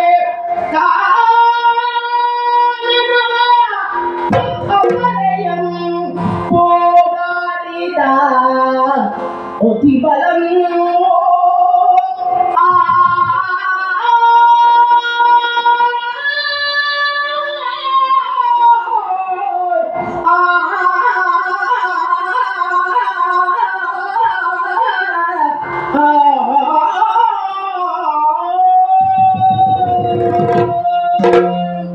ರಾಮ, ಮರೆಯಲ್ಲಿ ಬಾಣವನ್ನ ಪ್ರಯೋಗಿಸುವುದು ಬಹುಶಃ ನಿನಗೊಬ್ಬನಿಗೆ ಇದ್ದ ರೋಗ ಅಲ್ಲ. ನಿನ್ನ ತಂದೆ ದಶರಥ ಭೂಪಾಲ ಅವನು ಅಲ್ಲವೇ ಕಾಡಿನ ಮಧ್ಯದಲ್ಲಿ ಬರೆಯಲ್ಲಿ ನಿಂತು ಅಮಾಯಕ ಶ್ರವಣ ಕುಮಾರನ ಕಗ್ಗೊಲೆ ಮಾಡಿದವ. ಅಂತಹ ವಂಶದಲ್ಲಿ ಹುಟ್ಟಿದೀಯ. ವಂಶದಲ್ಲಾದರೂ ಕೂಡ ಬೆಳಗಿದೆಯ ಕೇಳಿದ್ರೆ ಅದು ಇಲ್ಲ. ರಾಜ್ಯದಿಂದ ಹೋದೆ, ತಂದೆಯಿಂದ ತಿರಸ್ಕೃತನಾದೆ, ತಾಯಿಗೆ ಬೇಡವಾದೆ, ಸಹೋದರಿಗೆ ಇಲ್ಲವಾದೆ, ಸ್ವತಃ ಹೆಂಡತಿಯನ್ನಾದ್ರೂ ನಿನಗೆ ಉಳಿಸಿಕೊಳ್ಳುವ ಭಾಗ್ಯವಂತ ಅದು ಇಲ್ಲ. ಅಂತಹ ಹೀನನಾದಂತಹ ಈಗ ನೀನು ಮಾಡಿದ ದುಷ್ಕೃತ್ಯ ಯಾವುದು? ಮಂಗನನ್ನ ಕೊಂದಿತ್ತು, ಮಂಗನನ್ನ ಕೊಲ್ಲುವುದಕ್ಕೆ ಯತ್ನಿಸಿದ್ದು. ನಿನ್ನಲ್ಲಿಯೇ ಕೇಳುತ್ತೇನೆ, ಏನು ಯಾವ ಕಾರಣದಿಂದ ಈ ವಾಲಿಯನ್ನ ಮೈ ಮುಟ್ಟಿದೆ ಹೇಳು. ನಿನಗೆ ಕೊಟ್ಟ ಅಧಿಕಾರ ಯಾರದ್ದು? ನಿನಗಿರುವ ಸಂಬಂಧ ಏನು? ನನ್ನ ಪ್ರಶ್ನಿಸುವುದಕ್ಕೆ ಯಾವ ಸಂಬಂಧ, ಯಾವ ನೈತಿಕತೆ ಉಂಟು ಅಂತ ಹೇಳು. ನನ್ನ ದೊಡ್ಡಪ್ಪನ ನೀನು, ನನ್ನ ಚಿಕ್ಕಪ್ಪನ ನೀನು, ನನ್ನ ವಂಶದವನ ನೀನು ಅಲ್ಲವಲ್ಲ. ಆದರೂ ಕೂಡ ನೀನು ನನ್ನ ಮೈಯನ್ನ ಮುಟ್ಟಿದ್ದೀಯ. ನನ್ನ ಮೈಯನ್ನ ಮುಟ್ಟುವುದಕ್ಕೆ ಕಾರಣಗಳು ಉಂಟ ನಿನ್ನಲ್ಲಿ? ವಿಷಯ ಉಂಟ? ಅಯೋಧ್ಯೆ ಹೆಣ್ಣನ್ನ ನಾನು ಕಣ್ಣೆತ್ತಿ ನೋಡಿದ್ದುಂಟೆ, ಅಥವಾ ಮಣ್ಣನ್ನ ಕಬಳಿಸಿದ್ದುಂಟೆ, ಅಥವಾ ಹೊನ್ನನ್ನ ಅಪಹರಿಸುತ್ತುಂಟೆ? ಇಲ್ಲವಲ್ಲ. ವಿಷಯವೂ ಇಲ್ಲ ನನ್ನ ಮೈಯನ್ನ ಮುಟ್ಟುವುದಕ್ಕೆ ನಿನಗೆ ಉಪಯೋಗ. ಈ ವಾಲಿಯನ್ನ ಕೆಡವುವುದರಿಂದ ನಿನಗೆ ಯಾವ ಲಾಭ ಉಂಟು? ಕೇಳಿದ್ದೇನೆ ನಾವು. ಮೃಗಬೇಟೆ ಎನ್ನುವುದು ಅರಸರಿಗೆ ನಿಷಿದ್ಧವಲ್ಲವಂತೆ. ಆದರೆ ಯಾವ ಅರಸನಾದವ ಕೂಡ ಮಂಗನ ಮಾಂಸವನ್ನ ತಿಂದ ಉದಾಹರಣೆ ಉಂಟ? ರಾಮ, ಒಂದೊಮ್ಮೆ ನೀನು ವಾಲಿಯ ಮಾಂಸವನ್ನ ತಿನ್ನಬೇಕು ಅಂತ ಬಯಸಿದ್ರೆ ನಾನೇ ಕೊಡ್ತಿದ್ದೆ. ನನ್ನ ಮಾಂಸವನ್ನ ನಿನಗೆ ಕತ್ತರಿಸಿ ಕೊಡುತ್ತಾ ಇದ್ದೆ. ಏನು ಮಾಂಸವನ್ನ ಕತ್ತರಿಸುವುದಕ್ಕೆ ನಿನ್ನ ವಂಶದವರಿಗೆ ಮೀಸಲು ಅಂತ ಭಾವಿಸಿದ್ಯಾ? ಹಾಗೇನಿಲ್ಲ. ಆದರೂ ಕೂಡ ನನ್ನ ಮೈಯನ್ನ ಮುಟ್ಟಿದೆಯಲ್ಲ, ಇದಕ್ಕೆ ನೀನು ಕಾರಣವನ್ನ ಕೊಡು. ಹೇಳೀಗ, ಯಾಕೆ ನನ್ನ ಮೈಯನ್ನ ಮುಟ್ಟಿದೆ? ನೀನು ಈ ಕಿಷ್ಕಿಂಧೆ ಪ್ರದೇಶದಲ್ಲಿದ್ದಿ, ಕೇಳಿ ಕೇಳಿ ಮಂಗವೇ. ಆದ್ರೆ ನೀನು ಕೇವಲ ಮಂಗನಾಗಿ ಪ್ರಶ್ನೆಯನ್ನ ಕೇಳುವುದಲ್ಲ, ಮತ್ತೆ ನಾನು ಕೊಡುವ ಉತ್ತರವನ್ನ ವಾನರರ ಅಧಿಪನಾಗಿ ಕೇಳು. ಏನು ಹೇಳ್ತೀಯ? ವಾನರ ಅಧಿಪನಿ ಕೇಳಲಿಲ್ಲ ಮಾತು. ವಾನರ ಅಧಿಪನಿ ಕೇಳಲಿಲ್ಲ ಮಾತು. ಕೇಳಲಿಲ್ಲ ಮಾತು.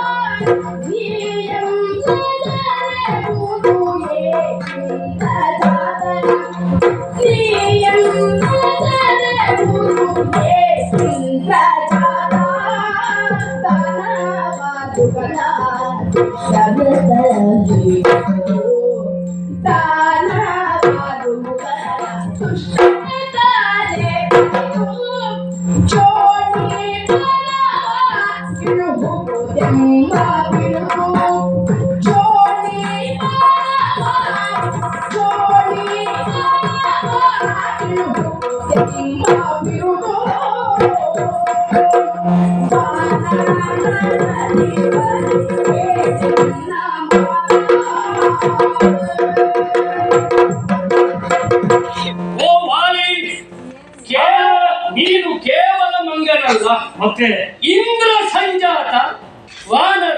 ಅಧಿಪ ವಾನರೇಂದ್ರ.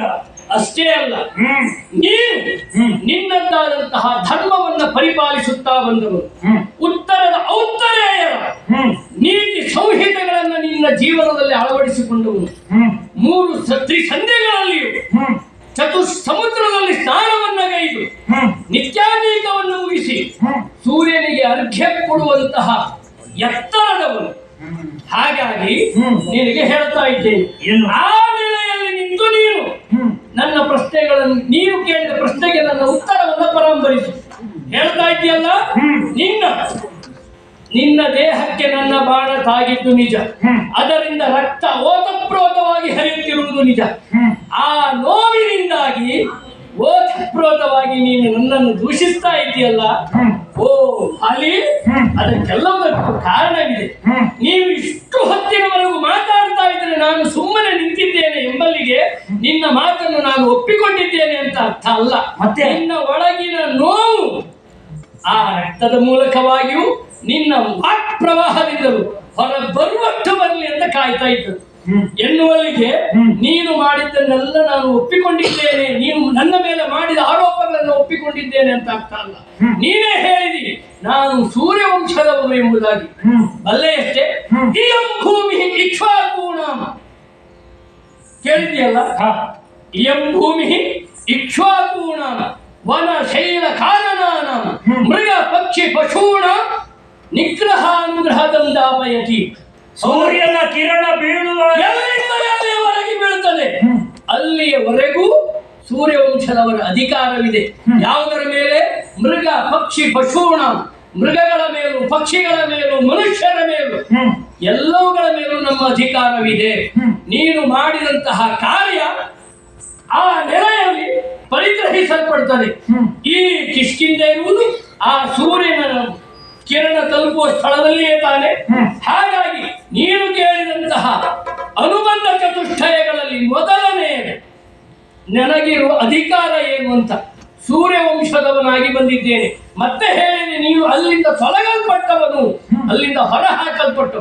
ನಾನು ಅಯೋಧ್ಯೆಯಿಂದ ಬಂದಿದ್ದೇನೆ ಹೊರತು ನನ್ನನ್ನು ಯಾರೂ ವಂಶ ಭ್ರಷ್ಟರನ್ನಾಗಿಸಲಿಲ್ಲ. ಮಾತ್ರವೇ ಅಲ್ಲ, ನಮ್ಮ ತಮ್ಮನಾದಂತಹ ಭರತ ಅಲ್ಲಿ ಸ್ವಯಂ ಅಧಿಕಾರಿ, ನಾನು ಅವನ ಆಜ್ಞಾನುವರ್ತಿ.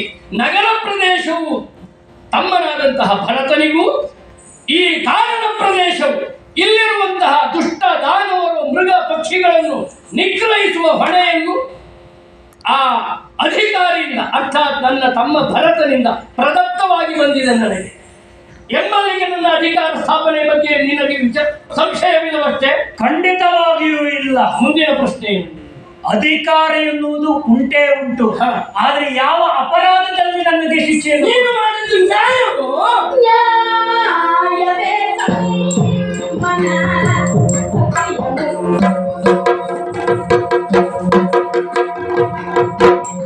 ನ್ಯಾಯವೇ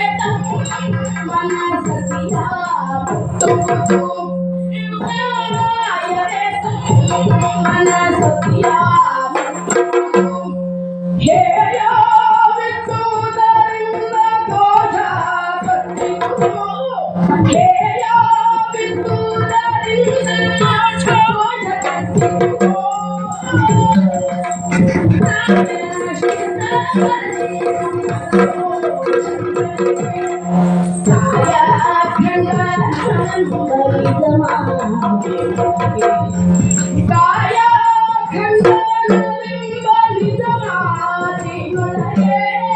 ನ್ಯಾಯವೇ ತಮ್ಮನ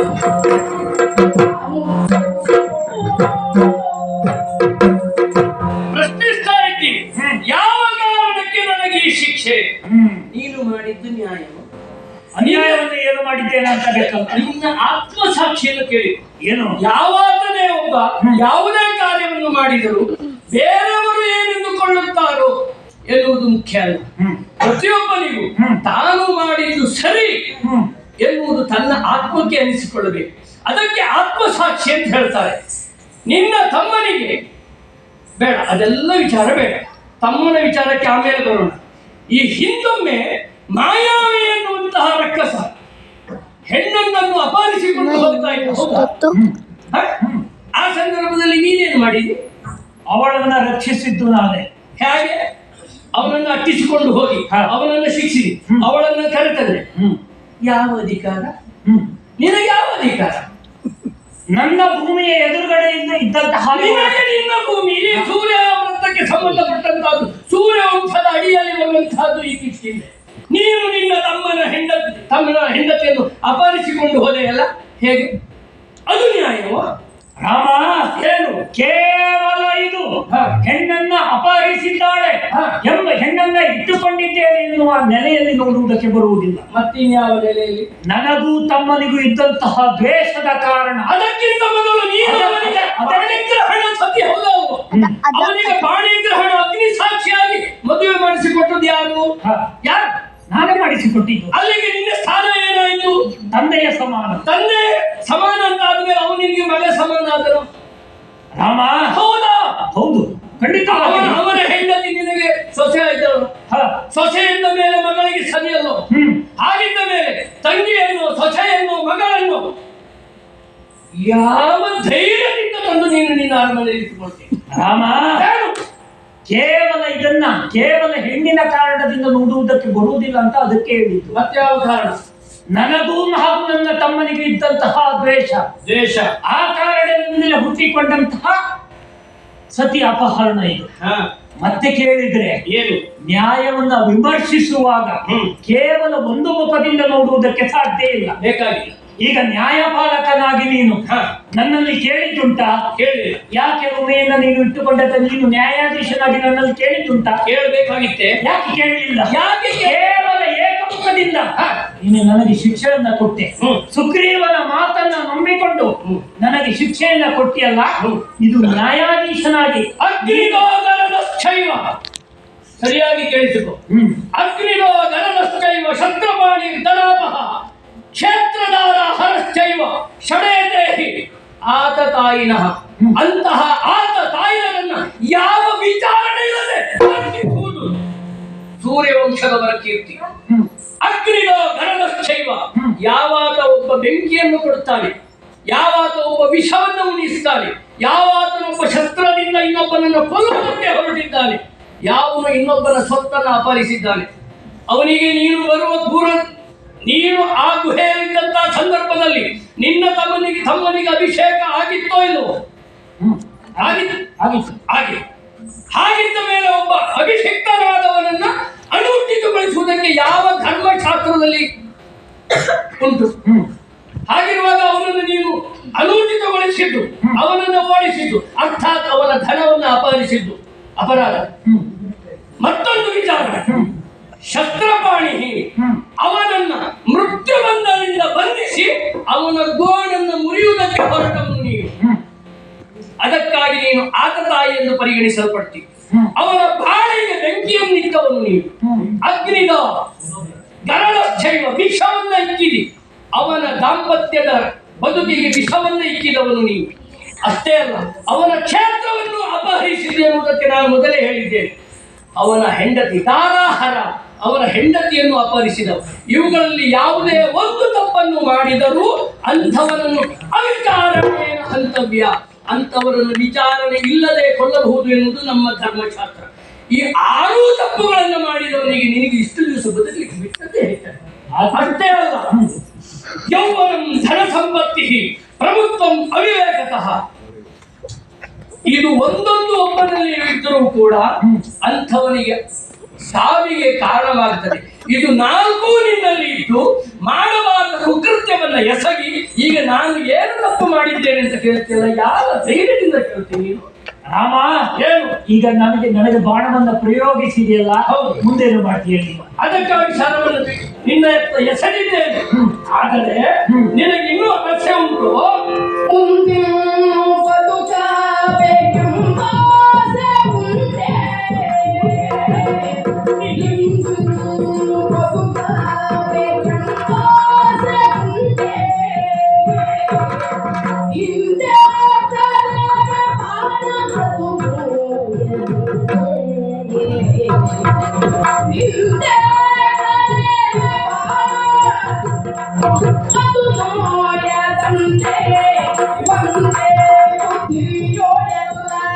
ಸತ್ಯವಿರದೆ ಸರ್ವರು ಕಡೆಗೆ ಮುಂದಿರುವುದು ಜಾತೆ ಆಸೆಯ ಹೇಳ್ತಾ ಇದ್ದಿ ನಿನ್ನ ಶರವು ನನ್ನ ಉರವನ್ನು ಹೊಕ್ಕಿದೆ. ನನ್ನ ಎಡಗೈಯಿಂದ ಅದನ್ನು ಹಿಡಿದು ನಿಲ್ಲಿಸಿದ್ದೇನೆ. ನೀನೇನು ಅದನ್ನು ಹಿಡಿದು ನಿಲ್ಲಿಸುವುದು? ಕೈಯನ್ನೊಮ್ಮೆ ಬಿಟ್ಟು ನೋಡು.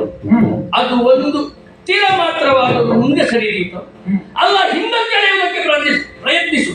ಒಂದು ತೀರ ಮಾತ್ರವಾದರೂ ಹಿಂದೆ ಸರಿದೀತು ಇಲ್ಲ.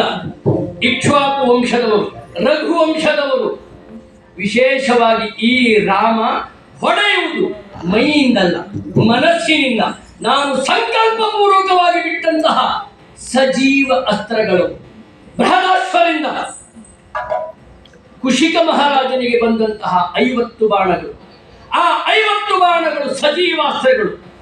ಬೃಹದಶ್ವನ 100 ಹೆಣ್ಣು ಮಕ್ಕಳಲ್ಲಿ 50 ಹೆಣ್ಣು ಮಕ್ಕಳನ್ನ ಶಸ್ತ್ರಗಳನ್ನಾಗಿಯೂ ಮತ್ತ50 ಅದಕ್ಕೆ ಅಧಿದೇವತೆಗಳನ್ನಾಗಿಯೂ ದರ್ಶಿಸಿಕೊಂಡವರು ಬೃಹದಶ್ವರು. ಆದರೆ ಅನ್ಯಾಯ ಮಾಡಿದವರು ಯಾರು ಸಿಗಲಿಲ್ಲ ಎನ್ನುವ ಕಾರಣಕ್ಕಾಗಿ ಅದರ ಉಪಯೋಗ ಬರದೆ ಅದನ್ನು ಕೌಶಿಕ ಮಹಾರಾಜನಿಗೆ ಕೊಟ್ಟರು. ಅರ್ಥಾತ್ ಆ ಕುಶಿಕನೇ ಮುಂದೆ ಆದದ್ದು ವಿಶ್ವಾಮಿತ್ರರಿಂದ ಪ್ರದತ್ತವಾದಂತಹ 50 ಶರಗಳು, ಸಜೀವ ಶರಗಳು. ಒಂದನ್ನು ನಿನಗೆ ಬಿಟ್ಟಿದ್ದೇನೆ, ನೀನು ನಿನ್ನ ಎಡಗೈಯಲ್ಲಿ ಹಿಡಿದದ್ದಲ್ಲ, ಅದು ಅಷ್ಟೇ ಹೋಗಬೇಕು ಎಂದು ಆ ಕರ್ಣಾಂತವಾಗಿ ಸೆಳೆಯುವಾಗ ಆ ಶಸ್ತ್ರದ ಕರ್ಣದಲ್ಲಿ ನಾನು ಉಸುರಿದ್ದೆ. ಇಷ್ಟೇ ಪ್ರಯೋಗ ಆಗಬೇಕು ಅಂತ ಬಿಟ್ಟು ನೋಡು. ಈಗಲೂ ಹೇಳ್ತೇನೆ, ಇದನ್ನು ಈಗಲೂ ಹೇಳ್ತಾ ಇದ್ದೇನೆ, ನಿನಗೆ ಮೊದಲಿನ ವಾಲಿಯನ್ನು ನಾನು ಕೇಳಿಬಲ್ಲೆ. ಈಗ ಹೇಗಿದ್ದಿ ನೀನು ಎನ್ನುವುದನ್ನು ಕೇವಲ ನಿನ್ನ ತಮ್ಮ ಹೇಳಿಬಲ್ಲವನಲ್ಲ ನಾನು.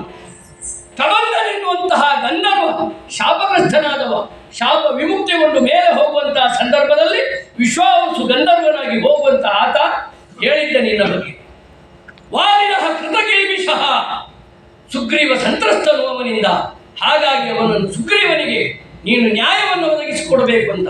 ಶಬರಿ ಎನ್ನುವಳಿಗೆ ನೀನೇನು ಮಾಡಿದ್ಯೋ ಅವಳಿಗೂ ನಿನಗೂ ಯಾವ ಸಂಬಂಧ ಇತ್ತು? ಅವಳು ಹೇಳಿದ್ದು ವಾಲಿಯಿಂದಾಗಿ ಸುಗ್ರೀವನಿಗೆ ಅನ್ಯಾಯವಾಗಿದೆ, ವಾಲಿಯನ್ನು ಕೊಂದು ನಿಗ್ರಹಿಸಿ ಸುಗ್ರೀವನಿಗೆ ನ್ಯಾಯ ಕೊಡಬೇಕು ಎನ್ನುವುದಾಗಿ. ಆ ಕಾರಣಕ್ಕಾಗಿ ನಿನ್ನ ಮೇಲೆ ಶಸ್ತ್ರವನ್ನು ಪ್ರಯೋಗಿಸಿದ್ದೇನೆ. ಕೇಳ್ತಾ ಇದೆಯಲ್ಲ, ಮುಂದೇನು ಮಾಡಬೇಕು? ಬದುಕುವ ಆಸೆ ಉಂಟೆ? ತಮ್ಮನ ಸತಿಯನ್ನು ಹೊತ್ತವನು ನೀನು, ಕದ್ದವನು ನೀನು. ಈಗಲೂ ಹೇಳ್ತೇನೆ, ನಿನಗೆ ಮೊದಲಿನ ಆ ವಾಲಿ ಇದ್ದನಲ್ಲ, ಹಾಗೆ ಬದುಕುವ ಆಸೆ ನಿನಗಿನ್ನೂ ಉಂಟು ಅಂತ ಆದರೆ ಇಲ್ಲಿಯವರೆಗೆ ನೀನು ಮಾಡಿದ ಅಸತ್ಯದ, ಅನ್ಯಾಯದ, ಅಧರ್ಮವನ್ನು ನೀನು ಈ ಕ್ಷಣದಲ್ಲಿ ಬಿಟ್ಟೆ ಅಂತ ಹೇಳು. ಆ ಶರಕ್ಕೆ ನಾನು ಸಂಜ್ಞೆ ಕೊಟ್ಟರೆ ಸಾಕು. ನಿನಗೆ ತಿಲ ಮಾತ್ರವೂ ನೋವಾಗದ ಹಾಗೆ, ಗಾಯವೂ ಆಗದ ಹಾಗೆ ಆ ಬಾಣ ಹಿಂದಿರುಗಿ ಬಂದು ನನ್ನ ಬತ್ತಳಿಕೆಯನ್ನು ಸೇರಿಕೊಳ್ತದೆ. ಬದುಕುವ ಆಸೆ ಉಂಟ ಹೇಳು. ಈ ಬಾಣವನ್ನ ನಾನು ಹಿಡಿದಿದ್ದಲ್ಲ, ನೀನು ಹಿಡಿದದ್ದಲ್ಲ, ನಿನ್ನ ಕಾರಣದಿಂದ ಇದು ನಿಂತಿತ್ತು, ನನ್ನ ಸಂಕಲ್ಪದಿಂದ ನಿಂತದ್ದು. ರಾಮನಿನ್ನ ಬಾಣದಾಗೆ ತಾಮೇಲಿಂದೆ ಭೂಮಿಯೊಳಾಸೆ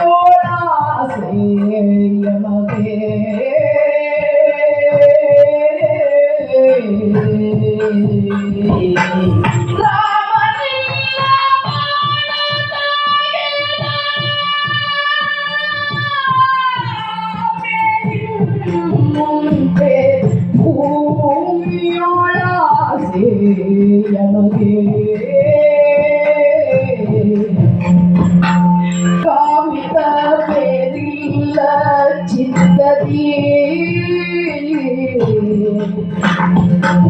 ಕಾಮಿತ ಬೇರಿಲ್ಲ ಚಿತ್ತದಿ, ಮುಕ್ತಿಯ ಬಿತ್ತು, ಮುಕ್ತಿಯ ಬಿತ್ತು ಪ್ರೇಮಕ್ಕೆ ರಕ್ಷಿಸಿಂದ.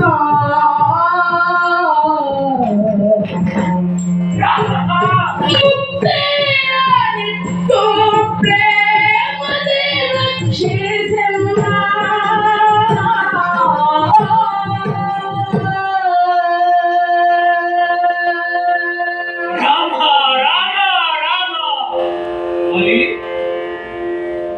ಬದುಕುವ ಆಸೆ ಉಂಟೆ? ಯಾಕೆ ಬದುಕಬೇಕು ಹೇಳು ರಾಮ? ನಿನ್ನ ಬಾಣ ನನ್ನ ದೇಹವನ್ನ ಸ್ಪರ್ಶಿಸಿದ ಕಾಲಕ್ಕೆ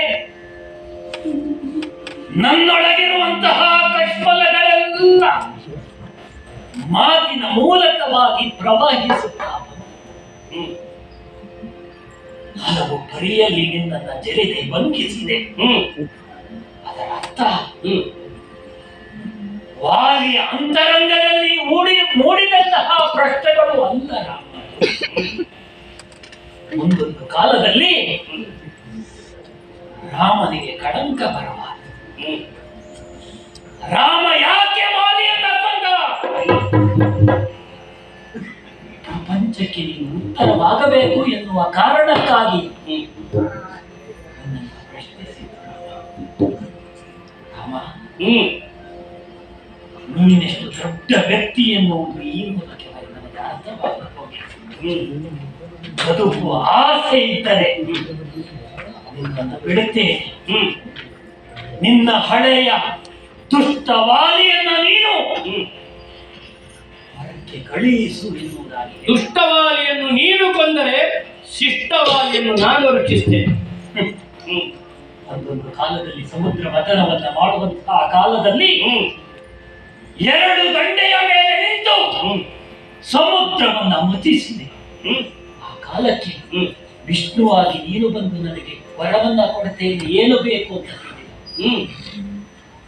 ಆಗ ನಾನು ಹೇಳಿದ್ದು, ನನಗೇನು ವರವನ್ನ ಕೊಡುವುದು ನೀನು, ನಿನಗೇ ನಾನು ವರವನ್ನ ಕೊಡ್ತೇನೆ, ಏನು ಬೇಕು ಕೇಳು ಅಂತ ನಾನು ನನ್ನ ದೌಷ್ಟ್ಯದಿಂದ ಹೇಳಿದ.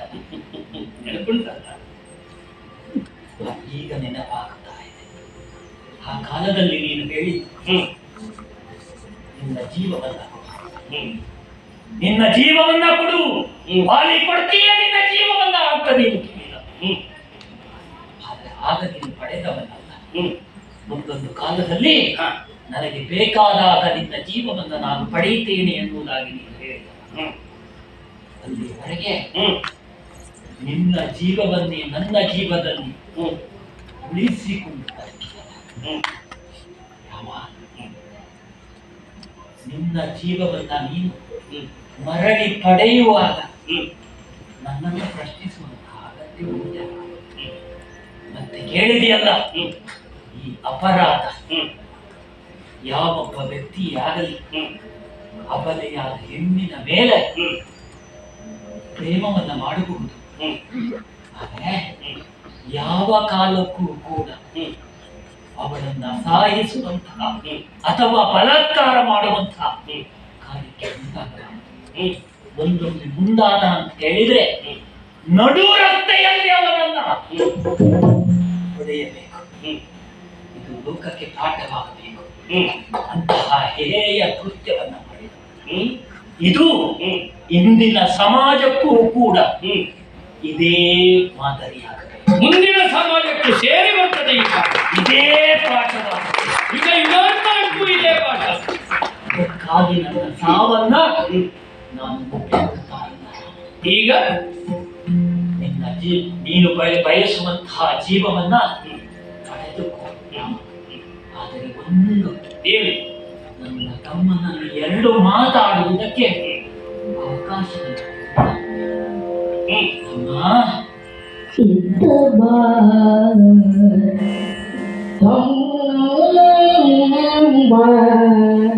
ಸುಗ್ರೀವ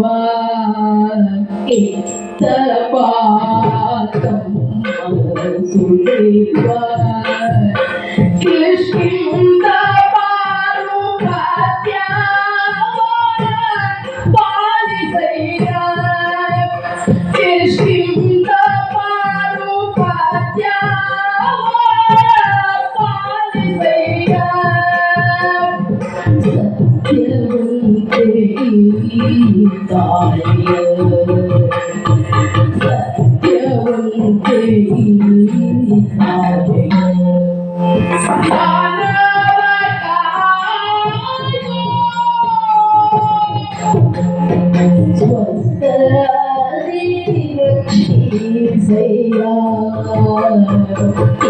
Saya ಕಿತ್ತವ ಕಿತ್ತವ ತಮ್ಮ ಸುಗ್ರೀವ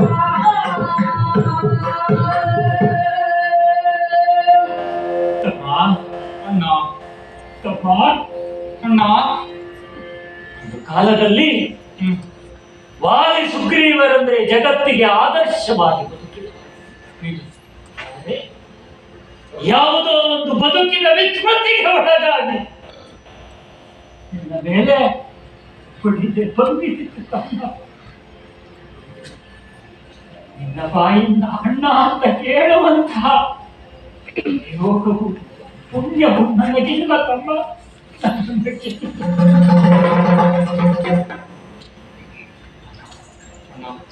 ಯಾವ ಸೌಭಾಗ್ಯವೋ ಏನು ಈ ರಾಮಚಂದ್ರನ ಸಾಂಗತ್ಯ ಎನ್ನುವುದು ನಿನ್ನ ಪಾಲಿಗೆ ಒದಗಿ ಅವನ ಚರಣಕ್ಕೆ ಮಾಡಬೇಕು.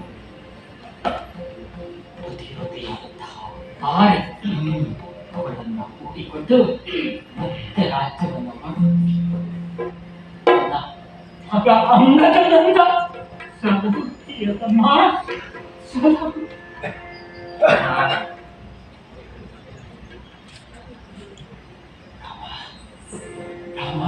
ಮುರಳಿ ರಘುನಂದನ ಪದ ಪಂಕಜ ಕಂಗಳಿಗೆ ಸೇರಿಸಿ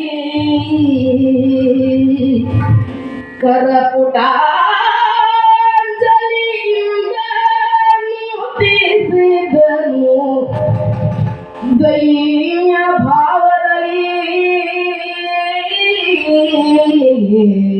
ಆಯ